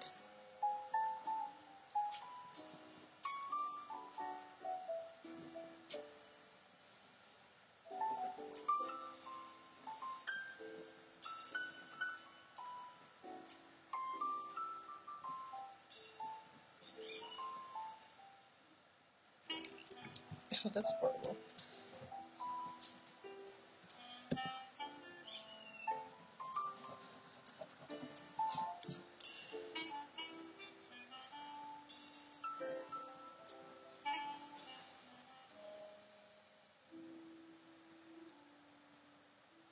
I'm making him look kind of mad.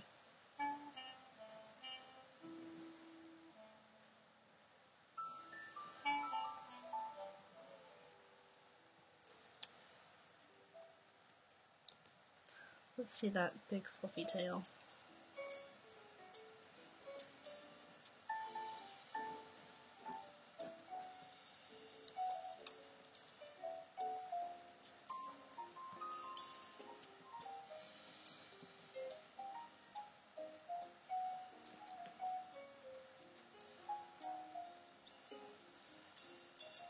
One is red, one is green. This one's red. That's what I'm really looking at. I have my art stuff up in my desk. I don't know why I don't. This is just a quick thank you for hanging out, because I've really appreciated it. And also I draw pretty quickly, so I'm not worried about taking a quick break to do this, because I do draw fairly quickly, and you definitely deserve it, so.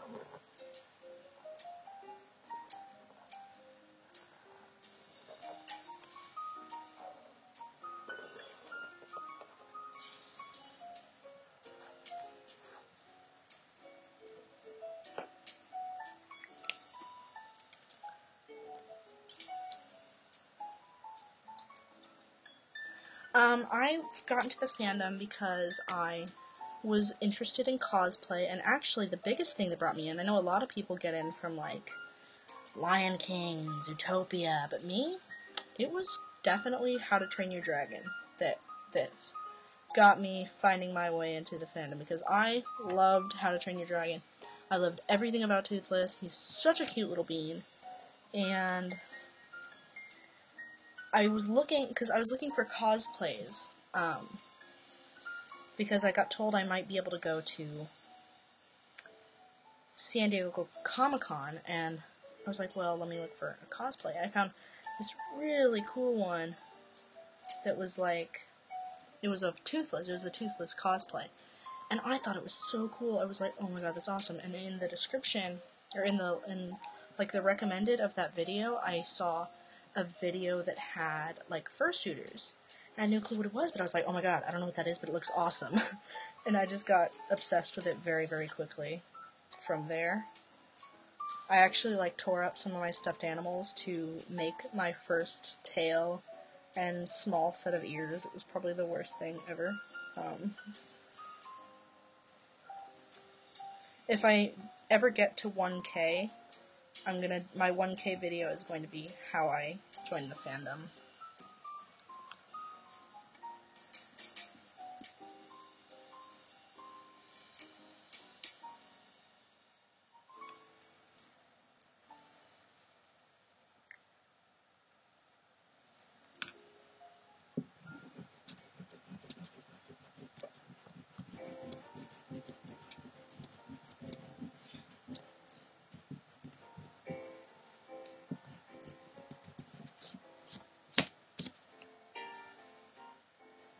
Here's what we've got so far. Hope it's looking okay.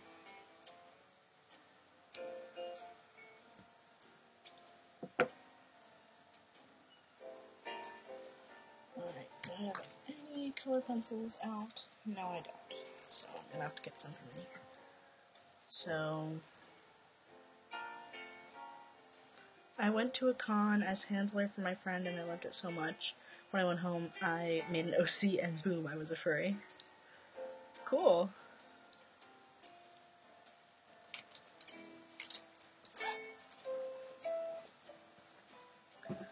I'm actually going to... Give me 1 second. I'll actually grab my alcohol markers for this. I gotta put something underneath it to fix the spills. Whatever ends up spilling. Not spilling, whatever. You know what I mean. Not the leaks, like the stuff that bleeds through. We're gonna color this.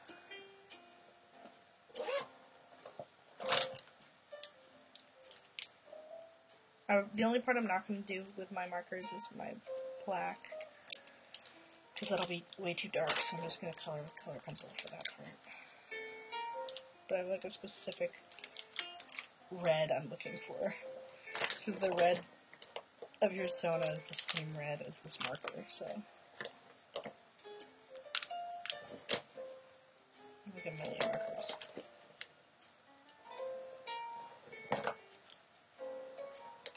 I think it's this one. Oh, that's not it. This one? Oh, that's pink. This one?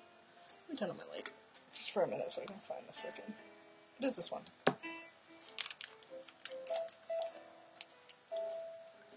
And also, let's grab that blue. Just go in here. Might as well. And the bright red for the eye. Okay. And then the black, I'm going to do a separate color. And I'll send you a picture of this later. Might will think. Like, I'll take a picture of it when it's all done. Everything.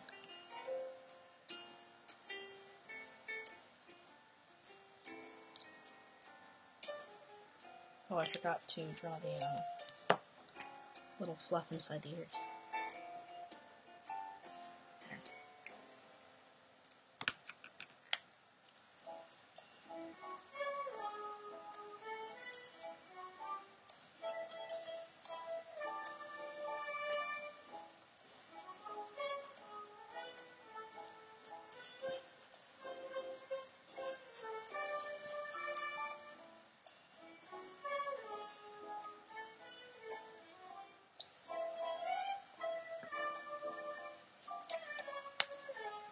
And you also have this. I missed this too. There we go.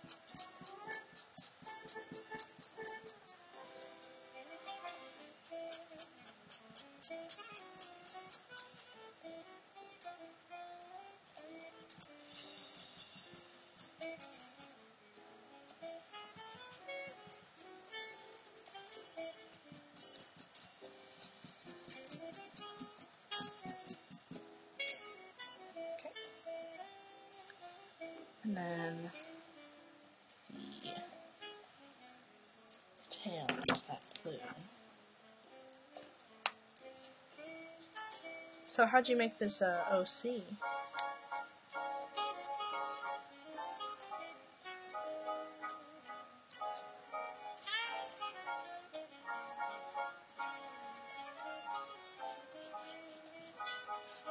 You can still see how full of ink this one is because I never use it.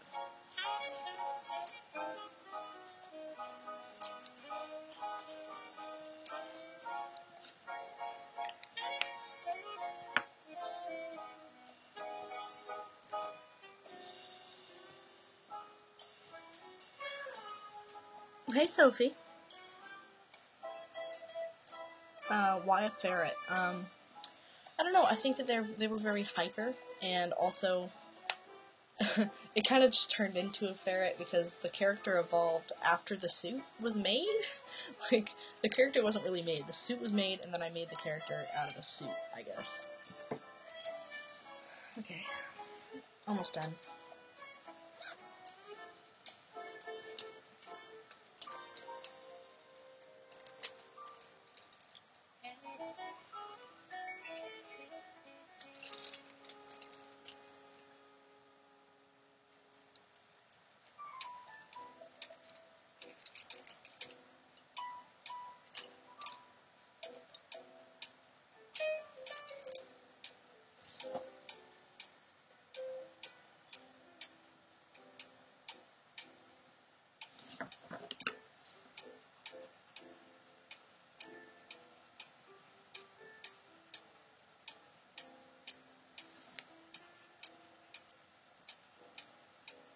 Meow, says Charity. Hello, Charity.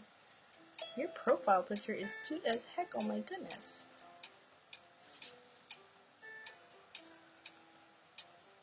So I'm actually currently drawing a little picture for Night Foxy Demon because they have been so nicely hanging out this whole stream, and I needed a little bit of a mind break from what I've been doing, so. Well, Charity, your fursuit is very, very cute.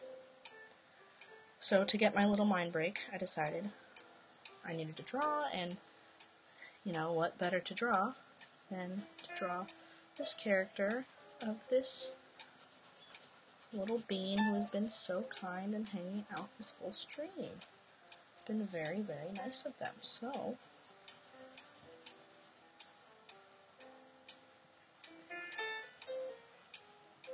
I'm just doing this.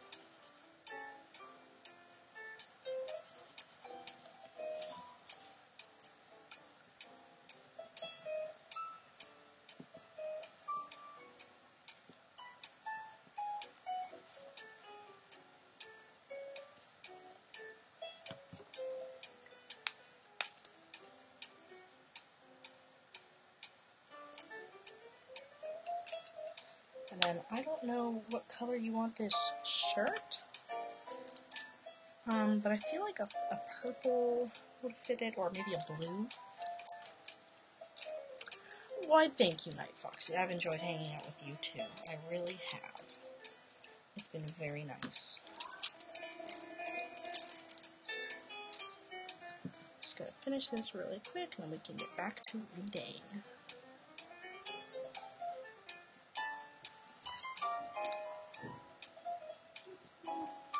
Just a quick mind break before we get into that long chapter. I'm getting a fursuit made in Digisuit and a new head to be a hyena if I get honor roll all the semesters this year. My mom will pay for it too. Are you done growing? Because if you are not done growing, I don't recommend getting a full suit because you might grow out of it and that would really suck because they're really expensive and usually they're really cool and then you'll be all sad if you can't wear it. So.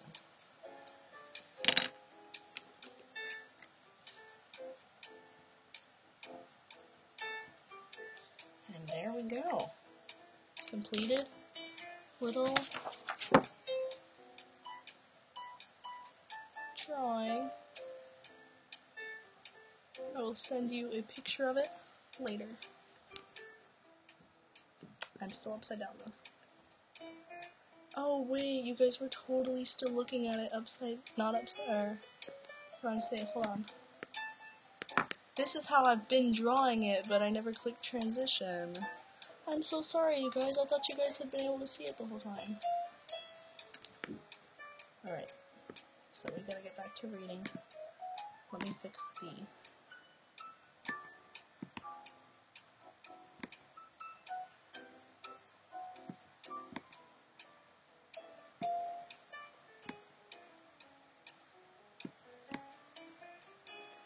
Also, donations are appreciated. Anyone who wants to donate, my Streamlabs is in the description.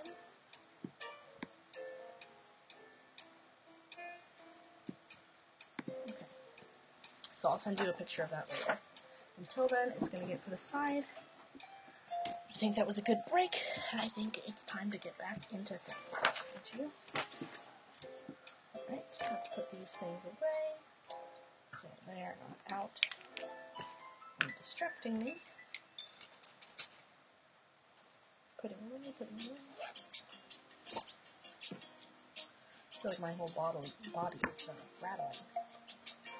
Here's the book again. I'm gonna get up and stretch. Because that's what you do. You have to get up and stretch.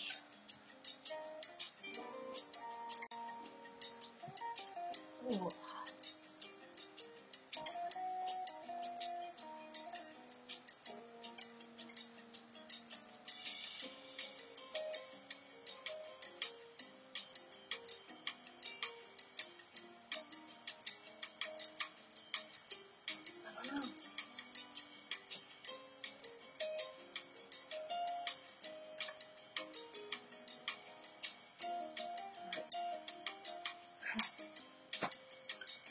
Let's do this.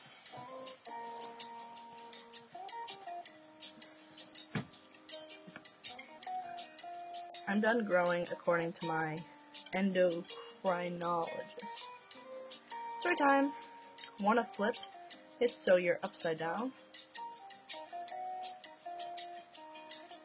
Oh yeah, sorry. Whoop. There you go. I'd already flipped it, but I forgot to click transition again. There we go. Let's turn this down just a little bit, since now you guys are going to have to hear me. And we are going to get right in to this next chapter. 15 pages. And it's called How to Tell a True War Story. This is a little bit too... what's the word? Preppy for what we're about to read. So let me find some sad music, some sort of sad music. Lo-fi.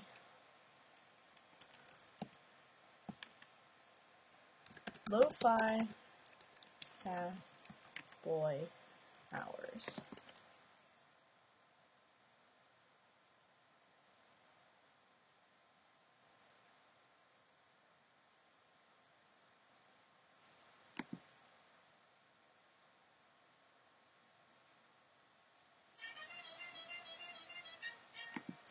Thank you, I know this one.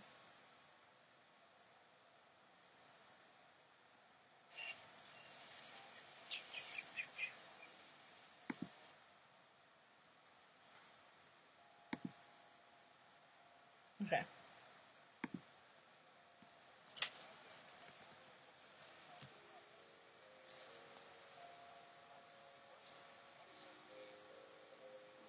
Alrighty.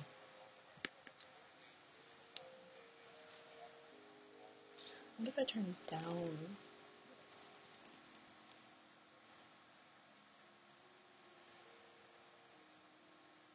You can kind of see the flicker of the candle like a little bit better.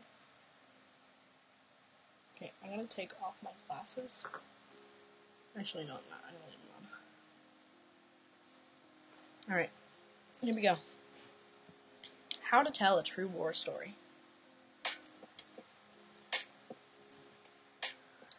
This is true. I had a buddy in Vietnam. His name was Bob Kiley, but everybody called him Rat. A friend of his gets killed, so about a week later, Rat sits down and writes a letter to the guy's sister. Rat tells her what a great brother she had, how together the guy was a #1 pal and comrade. A real soldier, Rat says. Then he tells a few stories to make the point about her brother would always volunteer for stuff nobody else would volunteer for in a million years. Dangerous stuff like doing recon or going out on these really badass night patrols. Stainless steel balls, Rat tells her. The guy was a little crazy for sure, but crazy in a good way. A real daredevil because he liked the challenge of it. He liked testing himself. A man against Gook. A man against Gook. A great, great guy, Rat says.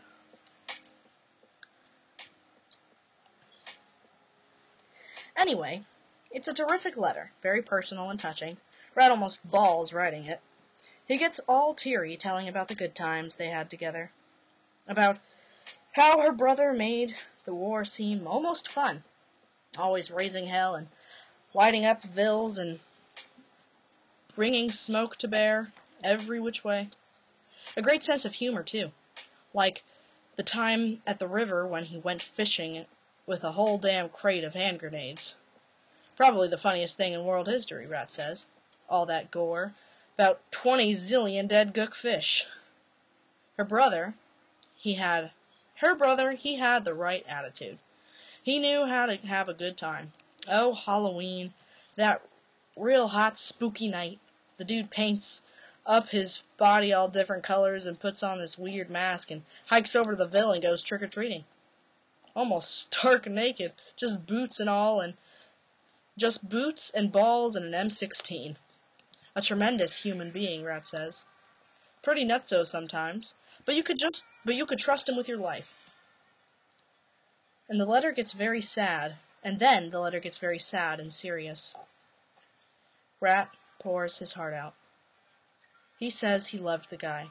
He says the guy was his best friend in the world. They were like soulmates, he says, like twins or something. They had a whole lot in common. He tells the guy's sister he'll look her up when the war's over. So what happens? Rat mails the letter. He waits 2 months. The dumb coos never writes back. I want to fish with hand grenades. I don't know if that would even work. Do they even work underwater? Do hand grenades even work underwater? Okay. A true war story is never moral. It does not instruct, nor encourage virtue, nor suggest models of proper human behavior, nor restrain men from doing the things men have always done. If a story seems moral, do not believe it. If at the end of a war story you feel uplifted, or you feel that some small bit of rectitude had been...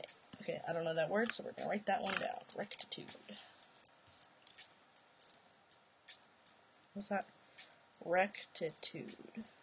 Maybe like recognition? Oh, because there's no G. No. Okay. A small bit of rectitude had been salvaged from the larger waste. You have been made the victim of a very old and terrible lie. There is no rectitude whatsoever. there is no virtue. As a first rule of thumb, therefore, you can tell a virtue war story by its absolute and uncompromising allegiance to obscenity and evil. Listen to Rat Kiley. Coos, he says. He does not say bitch. He certainly does not say woman or girl. He says coos. Then he spits and stares. He's 19 years old. It's too much for him. So he looks at you with those big, sad, gentle killer eyes and says coos, because his friend is dead, and because it's so incredibly sad and true, she never wrote back. You can tell a true war story if it embarrasses you. If you don't care for obscenity, and you care for the truth, if you don't care for the truth, watch how you vote. Send guys to war, they come home talking dirty. Listen to Rat. Jesus Christ, man. I write this beautiful fucking letter, I slave over it, and what happens? The dumb coos never writes back. The dead guy's name was Kurt Lemon. What happened was, we crossed a muddy river and marched into the mountains, and on the third day we took a break along the trail junction in deep jungle. Right away, Lemon and Rat Kiley started goofing. They didn't understand about the spookiness. They were kids. They just didn't know. A nature hike, they thought, not even a war, so they went off into a shade of some giant trees, quadruple canopy, no sunlight at all. They were giggling and calling each other Yellow Mother and playing a silly game they'd invented. The game involved smoke grenades, which were harmless unless you did stupid things, and what they did was pull out the pin and stand a few feet away apart and play catch under a shade of those huge trees. Whoever chickened out was a Yellow Mother.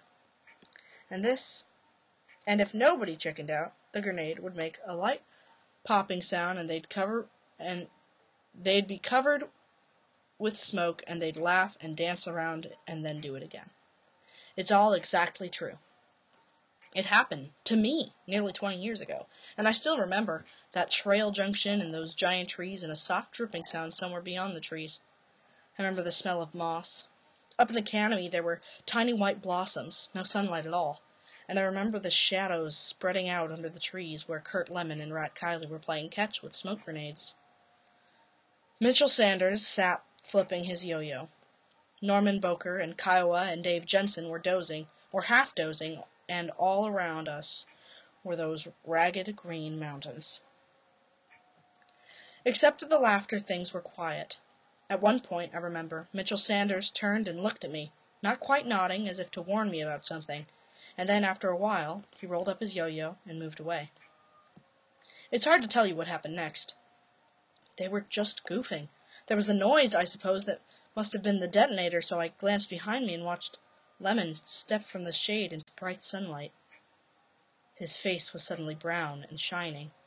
A handsome kid, really, sharp gray eyes, lean and narrow-waisted, and when he died it was almost beautiful, the way the sunlight came around him and lifted him up and sucked him high into the full trees of moss and vines and white blossoms.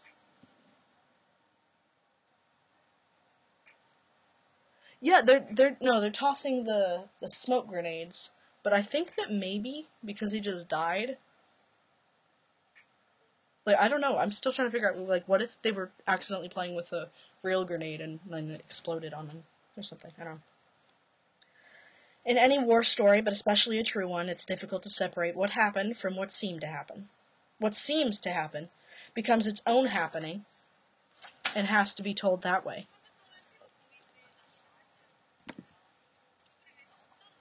Sorry, there's an ad. I'm gonna skip it.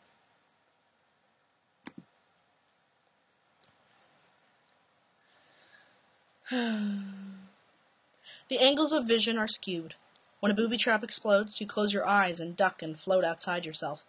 When a guy dies, like Kurt Lemon, you look away and then look back for a moment and then look away again. The pictures get jumbled. You tend to miss a lot. And then afterward, when you go and tell about it, there's always that surreal seemingness, which makes the story seem untrue, but which in fact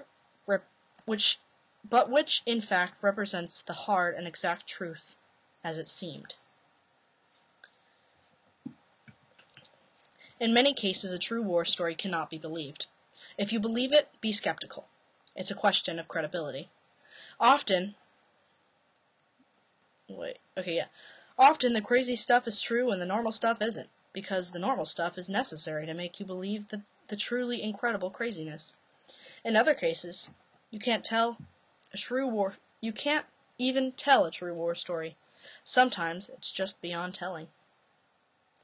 I heard this one, for example, from Mitchell Sanders. It was near dusk, and they were sitting at my foxhole along the wide, muddy river north of Quang Ngai City. I remember how peaceful the twilight was.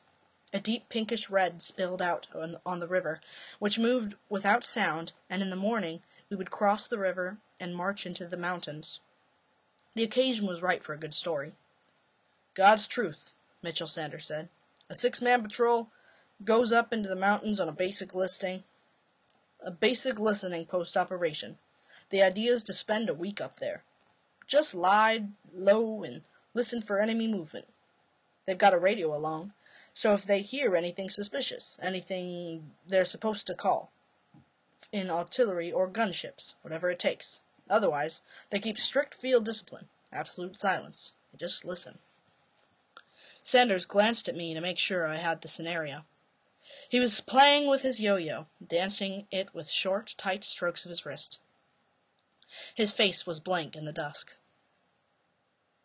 We're talking regulation, by the book LP. These six guys, they don't say boo for a whole solid week. They don't got tongues, all ears. Right, I said. Understand me? Invisible. Sanders nodded. Affirm, he said. Invisible. So what happens is, these guys get themselves deep in the bush, all camouflaged up, and they lie down and wait for that's all they do. Nothing else. Just lie there for 7 straight days and just listen. And man, I'll tell you, it's spooky. This is mountains. You don't know spooky till you've been there. Jungle, sort of, except it's way up in the clouds and there's always this fog, like rain, except it's not raining. Everything's all wet and swirly and tangled up, and you can't see jack. You can't find your own pecker to piss with. Like you don't even have a body. Serious spooky. You just go with the vapors. The fog sort of takes you in. And the sounds, man. The sounds carry forever. You hear stuff nobody should ever hear. Sanders was quiet for a second, just working with the yo-yo, and he smiled at me. So after a couple days, the guys start hearing this real soft, kind of whacked out music. Weird echoes and stuff. Like a radio or something. But it's not a radio. It's this strange gook music that comes right out of the rocks. Far away, sort of, but right up close, too. They try to ignore it. But it's a listening post, right? So they listen. And every night, they keep hearing this crazy-ass gook concert. All kinds of chimes and xylophones. I mean, this is wilderness. No way it can't be real. But there it is. Like the mountains are tuned into a radio fucking Hanoi. Naturally, they get nervous. One guy sticks juicy fruit in his ears. Another guy almost flips. Thing is, though, they can't report music. They can't get on the horn and call back at the base and say, hey, listen, we need some firepower. We gotta blow away this weirdo gook rock band. They can't do that. It wouldn't go down. So they lie there in the fog and keep their mouths shut. And what makes it extra bad, see, the poor dudes can't horse around like normal. Can't joke it away. Can't even talk to each other except maybe in whispers, all hush-hush.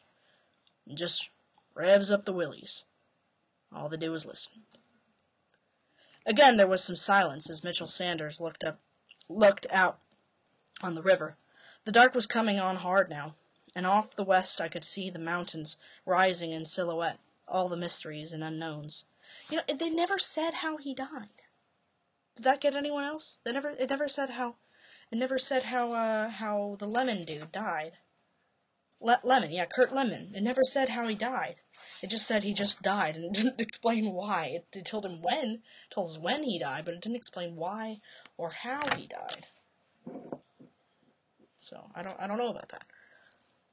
Okay. Again there was a silence as Mitchell Sanders looked out on the river. The dark was coming on hard now. And, smoke? Yeah, that was there thinking maybe he died from the smoke. But that doesn't sound right. Like, I feel like, the other guy, God, what is his name?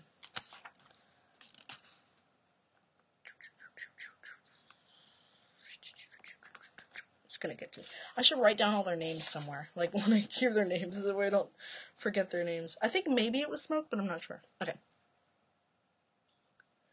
See the mountains rising in a silhouette, all the mysteries and unknowns. The next part, Sanders said quietly, you won't believe. Probably not, I said. You won't. And you know why? He gave me a long, tired smile. Because it happened. Because every word is absolutely dead on true. Sanders made a sound in his throat, like a sigh as if to say he didn't care if I believed him or not. But he did care. He wanted me to feel the truth, to believe by the raw force of feeling. He seemed sad in a way. These 6 guys, he said. They're pretty fried out by now. And one night, they start hearing voices. Like a cocktail party. That's what it sounds like. With big swamp gook cocktail party somewhere, and out there in the fog. Music and chit-chat and stuff. It's crazy, I know. But they hear the champagne corks. They hear an actual martini glass. They hear the actual martini glasses. Real hotty-toddy. Hoity-toity. That's what it is. Real hoity-toity, all very civilized, except this isn't civilization. This is Nam. Anyway, these guys try to be cool. They just lie there and groove. But after a while they start hearing. You won't believe this. They hear chamber music. They hear violins and cellos. They hear the terrific Mama San soprano. Then, after a while, they hear a gook opera, and a glee club, and the Happy Hong Boys choir, and a barbershop quartet, and all kinds of funky chanting and Buddha stuff. All this whole time, in the background, there's still that cocktail party going on. All these different voices, not human voices though, because it's the mountains, follow me? The rock, it's talking. And the fog too, and the grass, and the goddamn mongoose. Everything talks. The trees talk politics, the monkeys talk religion. The whole country, Vietnam.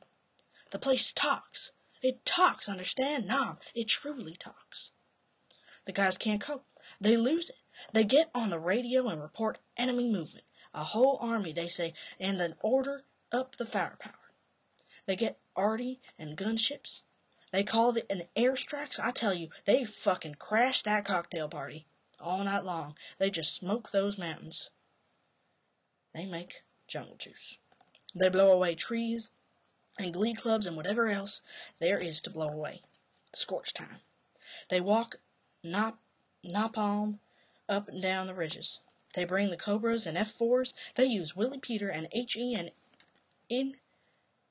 incendiaries. It's all fire. They make those mountains burn. Around dawn, things finally get quiet. Like you never heard before. Like you never heard quiet before. One of those real thick, real misty days, just clouds and fog. They're off in the special zone. And the mountains are absolutely dead flat silent. Like Birgadoon. Pure vapor, you know? Everything's all sucked up inside the fog. Not a single sound except they still hear it. So they pack up and start humping. They head down the mountain, back to the base camp. And they get there, and they don't say diddly. They don't talk, not a word. They are deaf and dumb. Later on, this fat bird colonel comes up and asks what the hell happened out there. What'd they hear? Why all the ordnance? The man's ragged out. He gets down tight on their case. I mean, they spent $6 trillion on firepower. And this fat-ass colonel wants answers. He wants to know what the fucking story is. They're going crazy. I agree. I think they went crazy. But the guys don't say zip. They just look at him for a while. Sort of funny-like. Sort of amazed. And the whole war is right there. In the stare. It says everything you can't ever say. It says, man, you got wax in your ears. It says, poor bastard, you'll never know. Wrong frequency. You don't even want to hear this. They got salute. Then they salute the fucker and walk away, because certain stories you don't ever tell. You can tell a true war story by the way it never seems to end. Not then, not ever. Not when Mitchell Sanders stood up and moved off into the dark. It all happened. Even now, at this instant, I remember that yo-yo. In a way, I suppose. You had to be there. You had to hear it, but I could tell how desperately Sanders wanted me to believe him. His frustration is not quite getting the details right, not quite pinning down the final and definitive truth. I remember sitting at my foxhole that night, watching the windows of Quang Nagai, thinking about the coming days and how we could cross the river and march west into the mountains, all the ways I might die, all the things I did not understand. Late in the night, Mitchell Sanders touched my shoulder. Just came to me, he whispered. The moral, I mean. Nobody listens. Nobody hears nothing. Like that fat-ass colonel. The politicians, all the civilian types. Your girlfriend. My girlfriend. Everybody's sweet little virgin girlfriend. What they need is to go out on the LP. The vapors, man. Trees and rocks. You gotta listen to your enemy. And then again, in the morning, Sanders came up to me. The platoon was preparing to move out, checking weapons, going through all the rituals they preceded a day's march. Already, the lead squad... Hold on, I'm actually gonna do, important. Right, that's what green is? Yeah. Because he says the moral. This is the moral, okay. Checking weapons, going through all the rituals that precede a day's march. Already, the lead squad had crossed the river that was filing off toward the west. I got a confession to make, Sanders said. Last night, man, I had to make up a few things. I know that. The Glee Club. There wasn't any Glee Club. Right. No opera. Forget it, I understand. Yeah, but listen, it's all true. Those 6 guys, they heard wicked sounds out there. They heard sound you just plain won't believe. Sanders pulled on his rucksack, closed his eyes for a moment, and let out a short, throat-clearing sigh. I knew what was coming. All right, I said. What's the moral? Forget it. No, go ahead. For a long while he was quiet, looking away. The silence kept stretching out until he was almost embarrassing. Then he shrugged and gave me a stare that lasted all day. You're that quiet, man? He said. That quiet? Just listen. There's the moral. In a true war story, if there's a moral at all, it's like the thread that makes the cloth. You can't tease it out. You can't extract the meaning without unraveling the deeper meaning. And in the end, really, there's nothing much to say about a true war story, except maybe, oh. There's nothing true to say about it. I want to write that one down. Oh my. Okay, I gotta write this little point down. It says, quote, okay, where is it? There's nothing much to say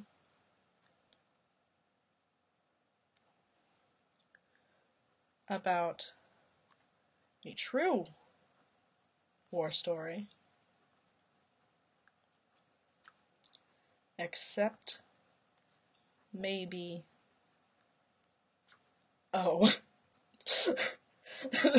oh, okay, I don't know if that is an emotional response or impactful.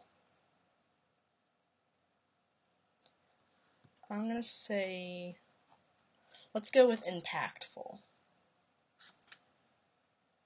Where'd it go? Oh, there it is. Okay, impactful. Just oh. Yeah, exactly, just oh. Okay. True war stories do not generalize. They do not indulge in abstraction or analysis. For example, war is hell. As a moral declaration, the old truism seems perfectly true.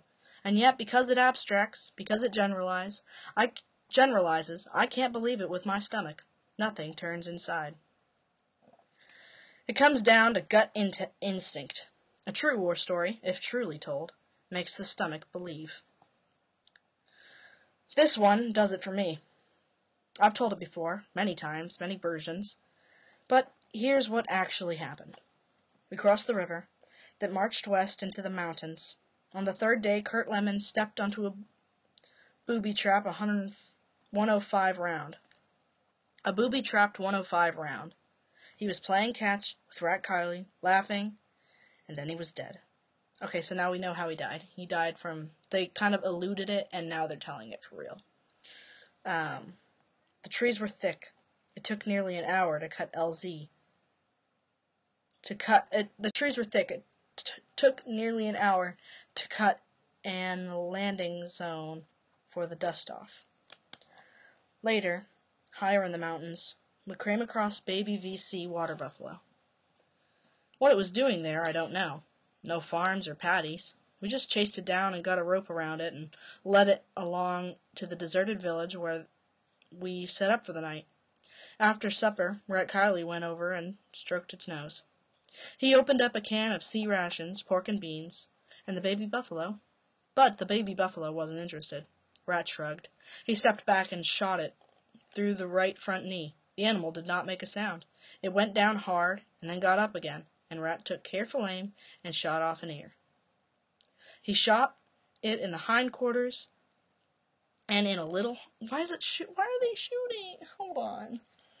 Why is he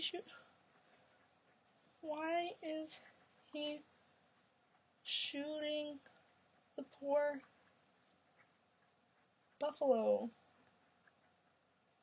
It's a baby. It's a baby. Why is he shooting the baby? We're almost halfway through, guys. But yeah, why is he shooting the baby, man?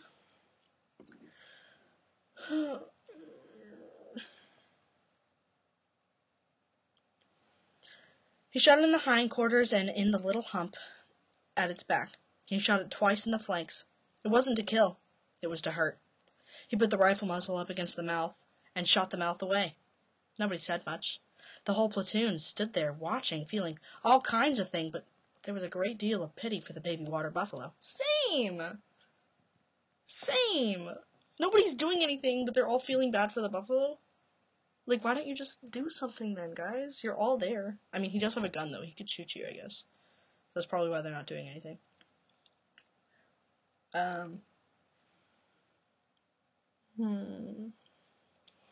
Kurt Lemon was dead.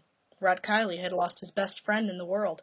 Later in the week, he would write a long personal letter to the guy's sister, who would not write back, but for now it was a question of pain. He shot off the tail. He shot away chunks of meat below the ribs. All around us, there was the smell of smoke and filth and deep greenery, and the envying was humid and very hot. Rat went into automatic. He shot randomly, almost casually, quick little spurts in the belly and butt. Then he reloaded, squatted down, and shot it in the left front knee. Again the animal fell hard and tried to get up, but this time couldn't quite make it. It wobbled and went down sideways. This is hard to read. Rat shot it in the nose. He bent forward and whispered something, as if talking to a pet, and then shot it in the throat. All the while, the baby buffalo was silent, or almost silent. Just a light bubbling sound where the nose had been. It lay very still. Nothing moved except the eyes, which were enormous, the pupils shiny black and dumb. Rat Kiley was crying. He tried to say something, but then cradled his rifle and went off by himself. Yeah, someone should have taken the gun from him, honestly. Oh my god, there were 4 people watching, and they all left. Except for you. They all left except for one person because they were like, I don't want to listen to this poor buffalo be destroyed. No one would want to listen to that. It sounds awful. It's horrible. It's horrible. Why would they do that to this poor buffalo? Like, I get that he's grieving, but it doesn't mean you need to start shooting a baby buffalo. Like, what is wrong with this guy? Why is he, like... I can't put that down as a question because I know why he did it, I just don't agree with it. And I don't know if it's important or impactful. You know, I'm going to use purple for intense emotion. Because, God, man. God, you know? Alright. The rest of us stood in a ragged circle around the baby buffalo. For a time, no one spoke. We had witnessed something essential, something brand new and profound, a piece of the world so startling here, so startling there was not yet a name for it. Somebody kicked the baby buffalo. It was still alive, though just barely, just in the eyes. Amazing, Dave Jensen said. My whole life, never seen anything like it. Never? Not hardly once. Not hardly, not once.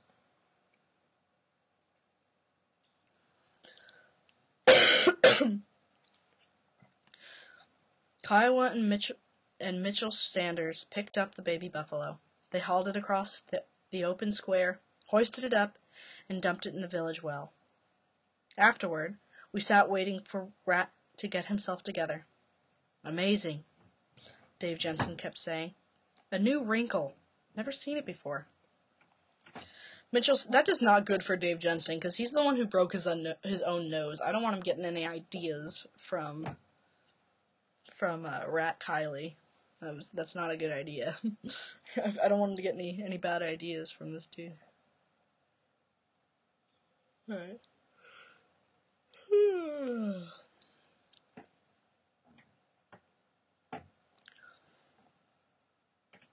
A new wrinkle. I've never seen it before. Mitchell Sanders took out his yo-yo. Well, that's Nam, he said.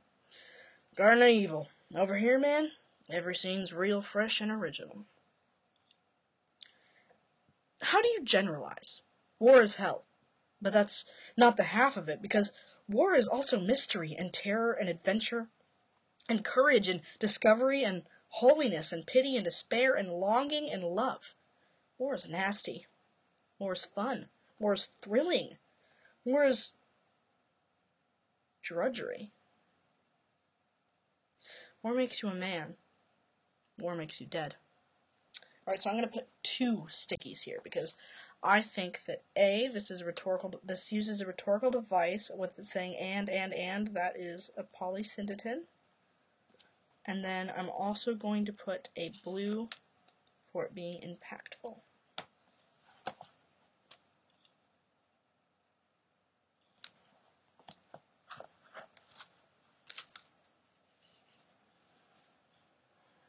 Alright.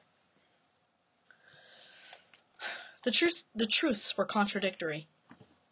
It can be argued, for instance, that war is grotesque, but in truth, war is also beauty.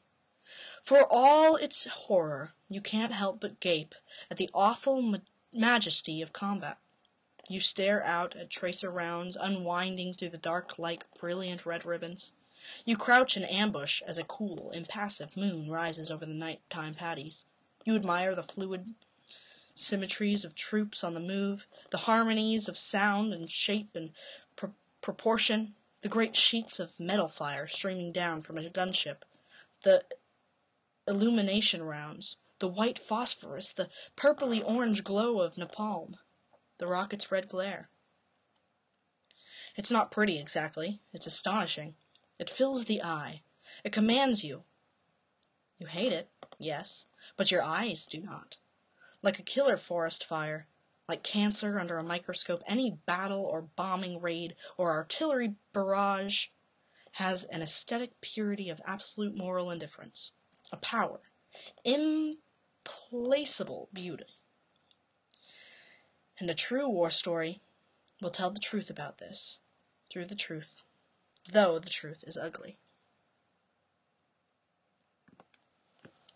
Okay, so this is also impactful here.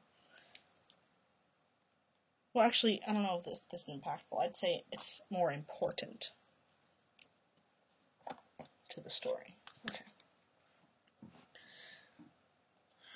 To generalize about war is like generalizing about peace. That's an analogy, rhetorical device.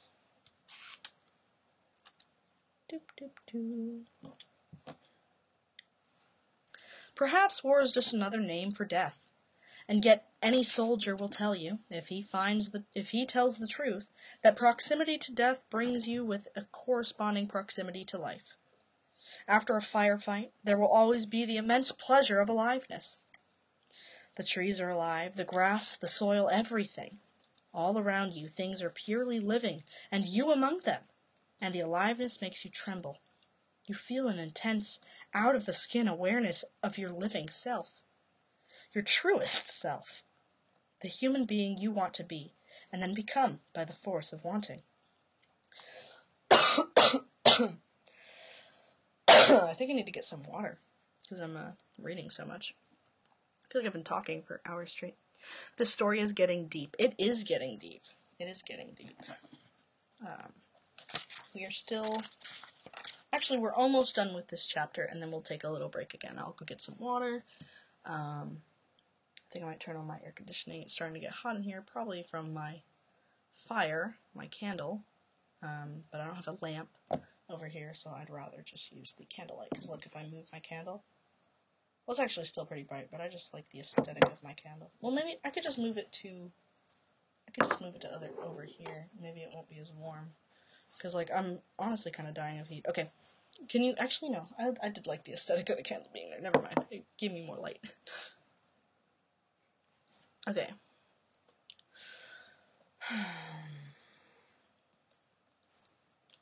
In the midst of evil, you want to be a good man.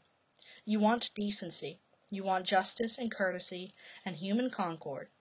The things you never knew you wanted. Blue for impactful. And then I'm actually going to start a new page for double entry reading. Reading by the candlelight. Good old 1800s. You right. Alright. So, things so far. I wrote, why would they hurt that buffalo? That was the last thing I wrote. And then now I think I'm going to write,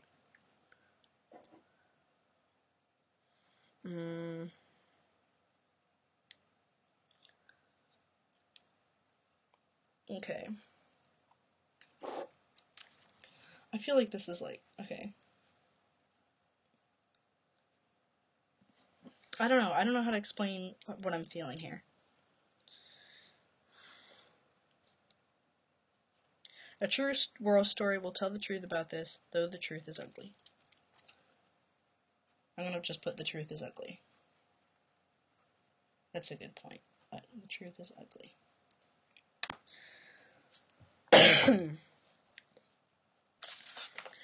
There is a kind of largeness to it, a kind of godliness. Though it's odd, you're never more alive than when you're almost dead. Okay. You recognize what's valuable, freshly, as if, for the first time, you love what's best in yourself and in the world, and you might be lost. Keep getting notifications. It can't get worse than what happened to the buffaloes, right? I don't think anything will be worse. If it gets worse than that, I will be surprised, but also not too surprised, just because of the nature of this book. Also, I'm going to be really sad if I use all of these, because it looks like I'm running low. Like, so, don't know. Hope I don't run low. I kind of need these. I'm going to have to switch to these ones instead. But I have generally the same colors, so I think I could still do it. I just have to relabel everything again. Okay.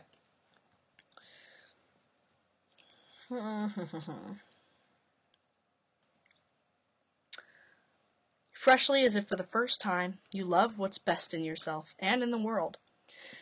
All that might be lost.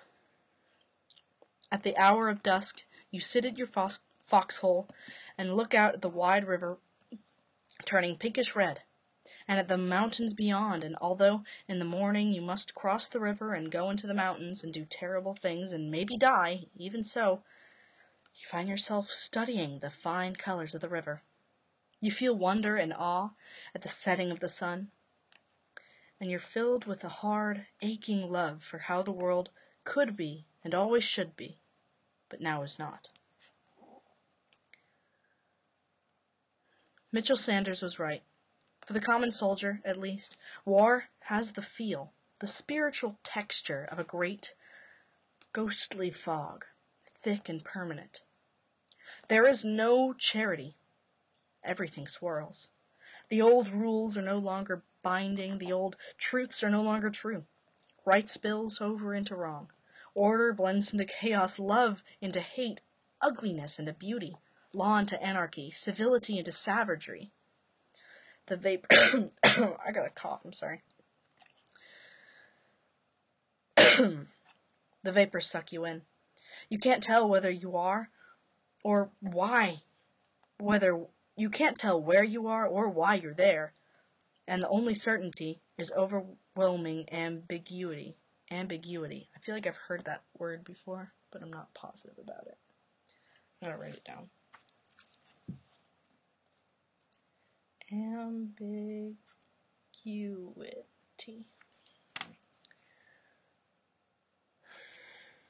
In the war, you lose your sense of the definite, hence your sense of truth itself, and therefore it's safe to say that in a true war story, nothing is ever absolutely true. Often, in a true war story, there is not even a point, or else the point doesn't hit you until 20 years later, and in your sleep, and you wake up and shake your wife and start telling the story to her, except when you get to the end, you've forgotten the point again. And then you've got a long time you lie there watching the story happen in your head. You listen to your wife's breathing. The war's over. You close your eyes. You take a feeble swipe at the dark and think, Christ, what's the point? This one wakes me up. In the mountains that day I watched Lemon turn sideways. He laughed and said something to Rat Kiley. Then he took a peculiar half-step, moving from the shade into bright light, and the booby-trapped 105 round blew him into a tree. The parts were just hanging there, so Dave Jensen and I were ordered to shimmy up and peel him off. I remember the white bone of an arm. I remember pieces of skin and something wet and yellow that must have been the intestines. The gore was horrible. It stays with me. But what makes me up 20 years later is Dave Jensen singing Lemon Tree as we threw down the parts. Oh my God. Oh my God. There's seriously something wrong with this Dave dude. Oh God, that's so horrible. Damn it, I pulled a new purple one I shouldn't have. Man, that's so horrible. They could just sit there and do that. Okay, it can now get worse. Oh, that was horrible. I can't believe that. I can't believe that.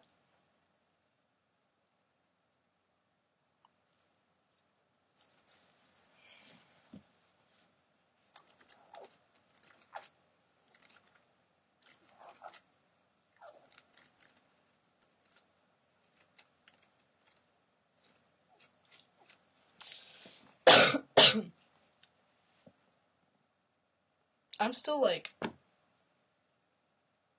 don't know, shook? Is that a good word? I'm shook.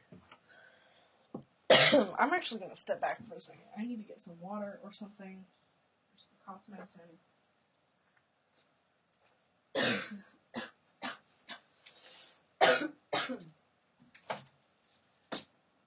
Can't go with a cough like this, so might as well get something.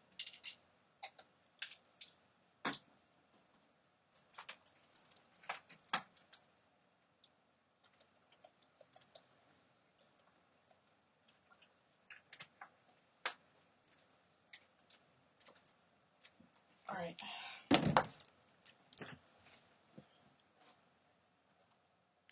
I did need some water. I went and got some water, and I think now I'll be doing a little bit better.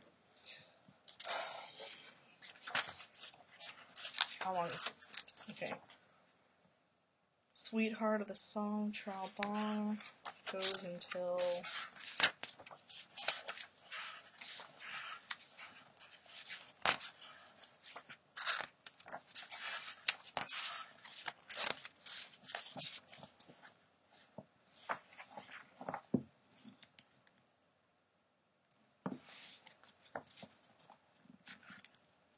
Okay. How long is it? Church.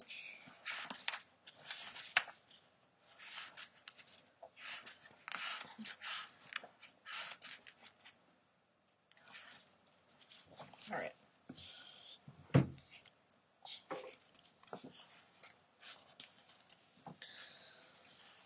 This is how much more I plan to read tonight. And then, because you see where we are right now, we're about, if I read all of this, I'm going to be more than halfway through. So, we're just going to keep going, I guess. I'm going to turn on my AC, though. And I think I need a snack. I think I'm hungry. I think I need a snack. Where's my AC?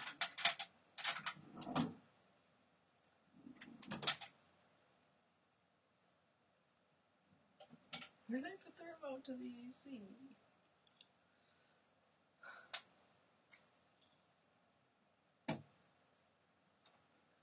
The other night, dear, when I lay sleeping, I dreamt I held you in my arms. When I awoke, dear, I was mistaken. So I hung my head and cried. You are my sunshine, my only sunshine. You make me happy when skies are gray. You'll never know, dear, how much I love you. Oh, please don't, found it. Take my sunshine away. No, please don't take my sunshine away. Okay. Hopefully that didn't make it too much louder.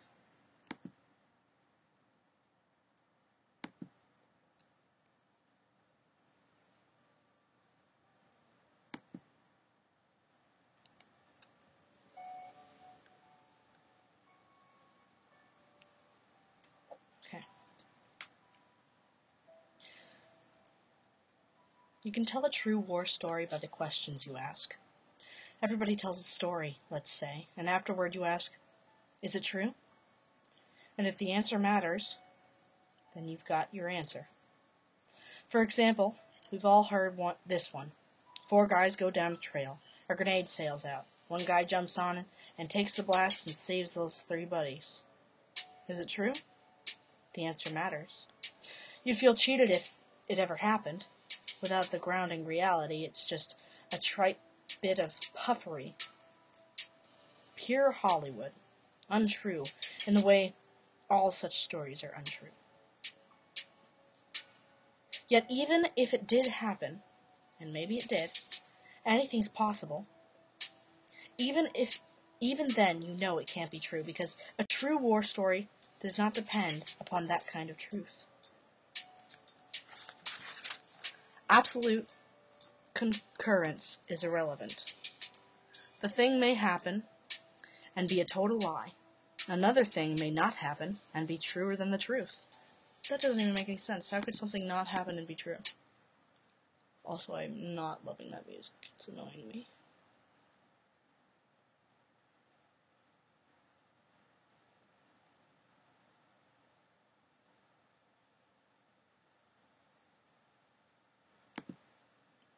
This one's always good. I keep listening to this one.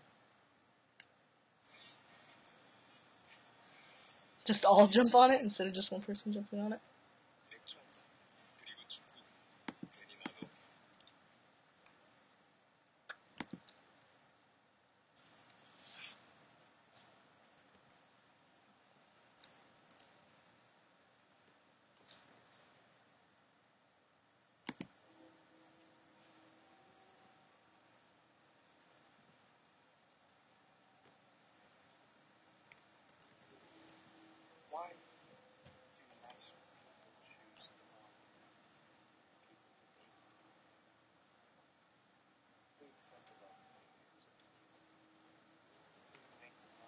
Okay.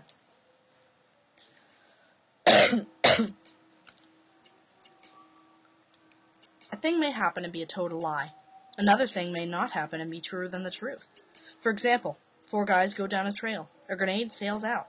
One guy jumps on it and takes the blast, but it's a killer grenade and everybody dies anyways. Before they die, though, one of the dead guys says, "The fuck you do that for?" And the jumper says, "Story of my life, man." And the other guy starts to smile, but he's dead. That's a true story that never happened.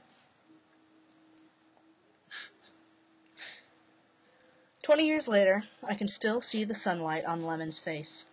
I can see him turning, looking back at Rat Kiley. Then he laughed and took that curious half-step from the shade into the sunlight, his face suddenly brown and shining, and when his foot touched down, in that instant, he must have thought it was the sunlight that was killing him. It was not the sunlight. It was a rigged 105 round. But if I could ever get the story right, how the sun seemed to gather around him, and pick him up and lift him high into the trees, if I could somehow recreate the fatal whiteness of that light, the quick glare, the obvious cause and effect, then you would believe the last thing Kurt Lemon believed, which for him must have been the final truth. Now and then, when I tell this story, someone will come up to me afterward and say she liked it. It's always a woman. Usually it's an older woman of kindly temperament and humane politics. She'll explain that, as a rule, she hates war stories. She can't understand why people want to wallow in all the blood and gore. But this one she liked. The poor baby buffalo. It made her sad. Sometimes even, there are little tears. What I should do, she'll say, is put it all behind me. Find new stories to tell. I won't say it, but I'll think it. I'll picture Rat Kiley's face, his grief, and I'll think, "You dumb coos." You dumb coos. Start saying that to people. Because she wasn't listening. It wasn't a war story. It was a love story. But you can't say that. All you can do is tell it one more time, patiently, adding and subtracting, making up a few things to get at the real truth. No, Mitchell Sanders. You tell her. No, Lemon. No, Rat Kiley. No jail junction. No baby buffalo. No vines or moss or white blossoms. Beginning to end, you tell her. It's all made up. Every goddamn detail. The mountains and the river, and especially that poor dumb baby buffalo. None of it happened. None of it. And even if it did happen, it didn't in the mountains. It happened in a little village in the Badigan Peninsula. And it was raining like crazy, and one night a guy named Stink Harris woke up screaming with a leech on his tongue. You can tell a true war story if you just keep on telling it. And in the end, of course, a true war story is never about war. It's about sunlight. It's about the special way the dawn spreads out on a river when... Wait, so I already dropped a diss track, Night Foxy. I dropped one on Kiwi. He never replied to it. Sad face. Wait, so did it just say that everything he said up until now is a lie? Did he just say that everything's been a lie? I feel hurt. I don't know, I feel...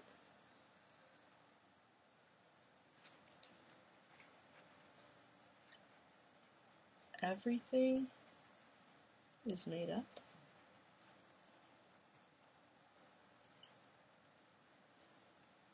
What? Why? Why?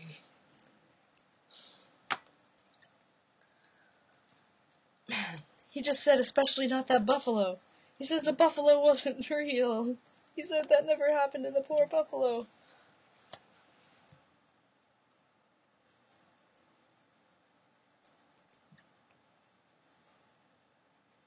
Man. I'm going to reread that to make sure I understood it.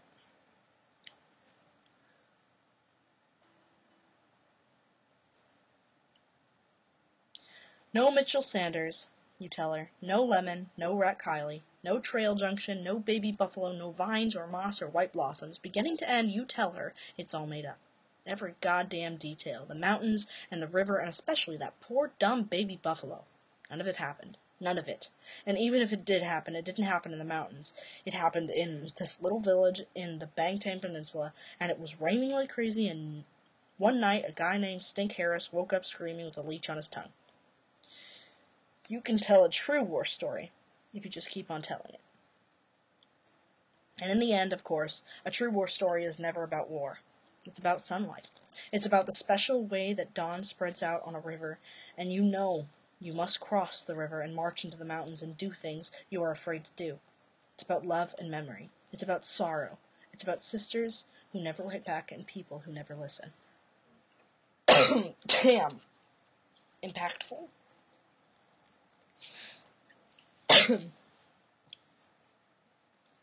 I'm just going to put page 81, paragraph. What paragraph is this? 1, 2, 3. 1, 2, 3, 4, 5, 6, paragraph 7. We've been played. Okay.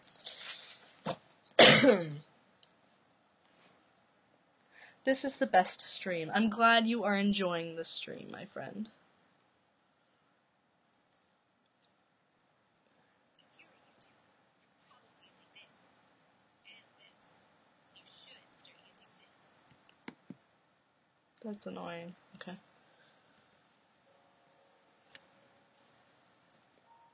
I'm curious, how long is this stream so far?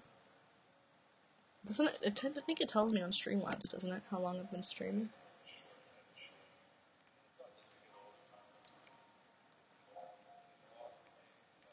Yeah. It's been 3 hours and 8 minutes, I believe. And we're almost halfway through the book.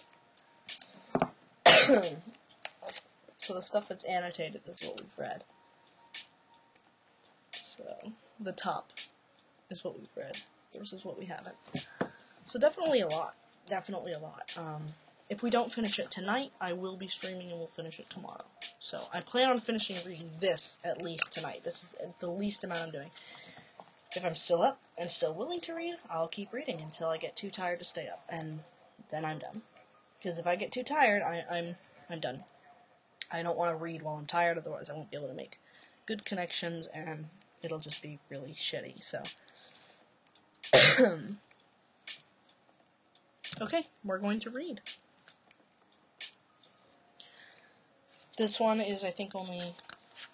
Yeah, this is a 3-page one, and then the next one is a longer one. So, for this 3-page one, let's go. The Dentist. When Kurt Lemon was killed, I found it hard to mourn. I knew him only slightly, and what I did know, I knew him only slightly, and what I did know was not impressive. He had a tendency to play the tough soldier role, always posturing, always puffing himself up, and on occasion, he took it way too far. It's true that he pulled off some dangerous stunts, even a few that seemed plain crazy. Like the time he painted up his body and put a ghost mask on and went out trick-or-treating on Halloween. But afterward, he couldn't stop bragging. He kept replaying his own exploits, tracking on little flourishes that never happened. He had an opinion of himself, I think, that was too high for his own good. Or maybe it was the reverse. Maybe it was a low opinion that he kept trying to erase. Oof! Oh, I felt that. Oh my god. I'm gonna say this triggered an emotional response. God damn. Maybe it was a low opinion that he kept trying to erase. Oh my god.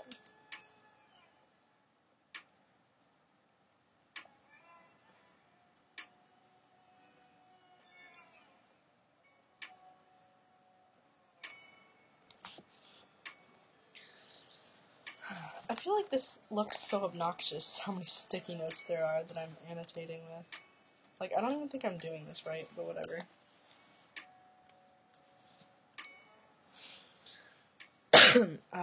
Or maybe it was just the reverse. Maybe it was a low opinion that he kept trying to erase.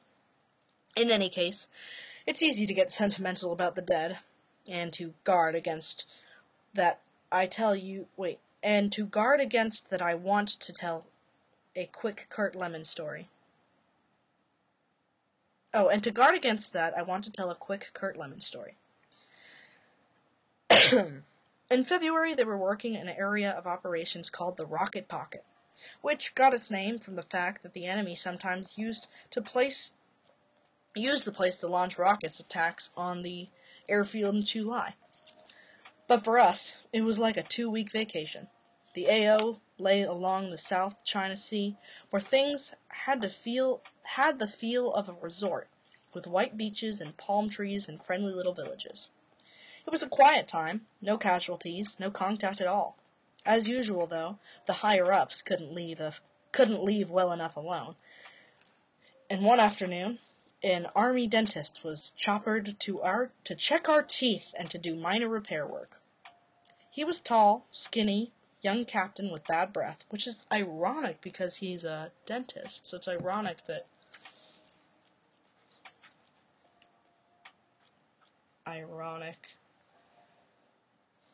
that the dentist has bad breath. I don't think that's going to mean anything for my double entry. But it's funny. Okay.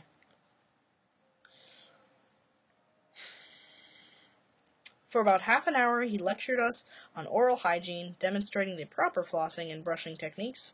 Then afterward, he opened up shop on a small field tent, and we all took turns going in for personal exams. At best, it was a very primitive setup. There was a battery-powered drill, a canvas cot, a bucket of seawater for rinsing. Sorry, I get this cough, it's hilarious. Okay. I just took some cough medicine though, so it should die down in a minute. There was a battery-powered drill, a canvas cot, a bucket of seawater for rinsing, a metal suitcase full of the various instruments, and a metal suitcase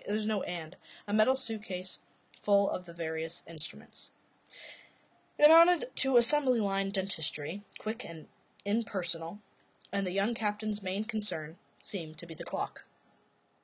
Brush your teeth in the river. As we sat waiting, Kurt Lemon began to tense up.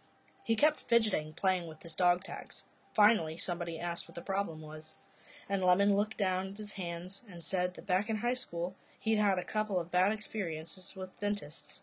Real sadism, he said. Torture chamber stuff. He didn't mind blood or pain. He actually enjoyed combat. But there was something about a dentist that just gave him the creeps. He glanced over at the field tenant and said, "No way, count me out. Nobody messes with these teeth." But a few minutes later, when the dentist called his name, Lemon stood up and walked into the tent. It was over fast. He fainted even before the man touched him. 4 of us had to hoist him up and lay him on the cot. That's so funny he passed out. I mean, it's not funny that he passed out, but it's funny that he passed out because of the dentist when he's in this intense situation. Funny that he passed out because of the dentist. When he came to, there was a new funny look on his face, almost sheepish, as if he'd been caught committing some terrible crime. He wouldn't talk to anyone. For the rest of the day, he stayed off by himself, sitting alone under a tree or staring down at the field tent. He seemed a little dazed. Now and then, we could hear him cussing, bawling himself out. Anyone else would have laughed it off, but for Kurt Lemon, it was too much. The embarrassment must have turned a screw.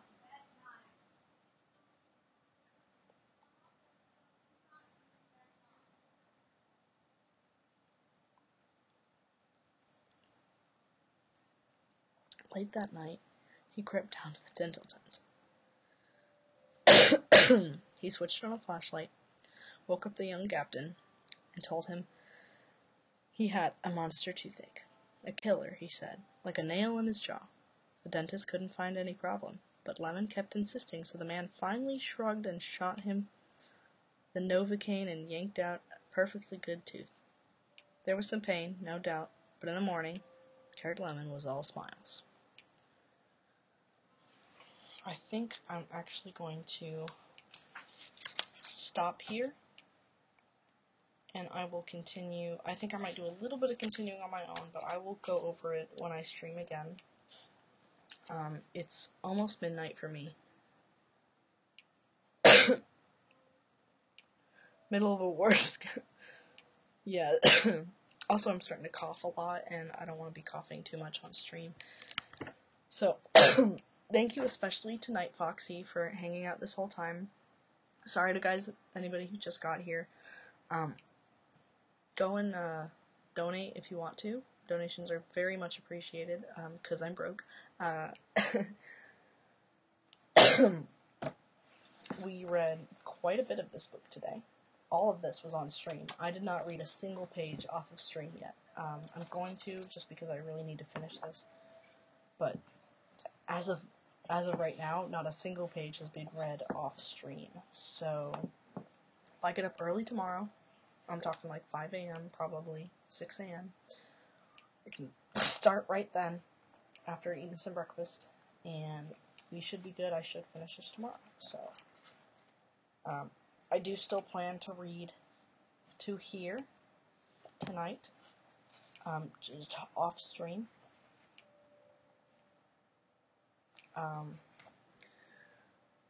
So, sorry again that I'm leaving you all with sort of a cliffhanger.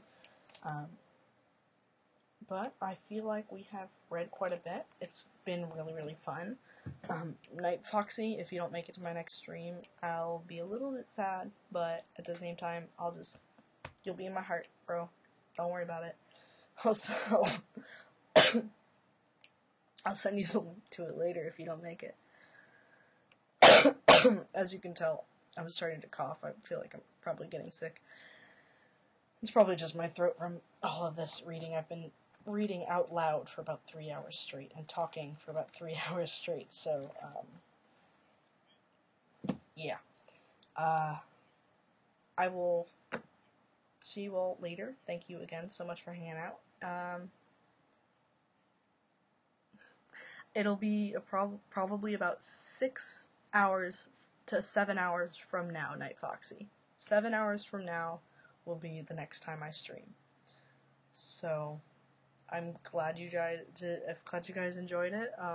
It was a general 1, 2, at most 4 people watching at a time for the stream, which is fine. I don't think that a lot of people want to sit and listen to an audiobook with commentary anyways, but for those of you that do, I've actually had a very good time doing this, and I'm excited to do it again tomorrow, so I'm gonna go to bed. That way my throat can rest, and my mind can rest and think about already, like, the things that have happened with Jimmy Cross, the fact that a lot of the people that are in the story aren't even real now, it's all works of fiction. Like, my mind is exploding because I felt these emotional connections that weren't even real because they weren't even real. Like, they're not real people, but I felt like they were. You know, because, like, it was coming across like they were real people, but they're not. And as of right now, I feel like they're just sort of getting picked off one by one. Like, Kurt Lemon is dead. Ted Lavender is dead. The other guy that got his leg blown off, he's dead. So, definitely all these people. But then again, they're not real, according to Tim O'Brien. Like, Tim O'Brien, did he even go to war? Like, I think he did. I don't know what to believe anymore, you know? Okay, I'm gonna go before I hurt myself. Thank you so much for watching. Okay, bye.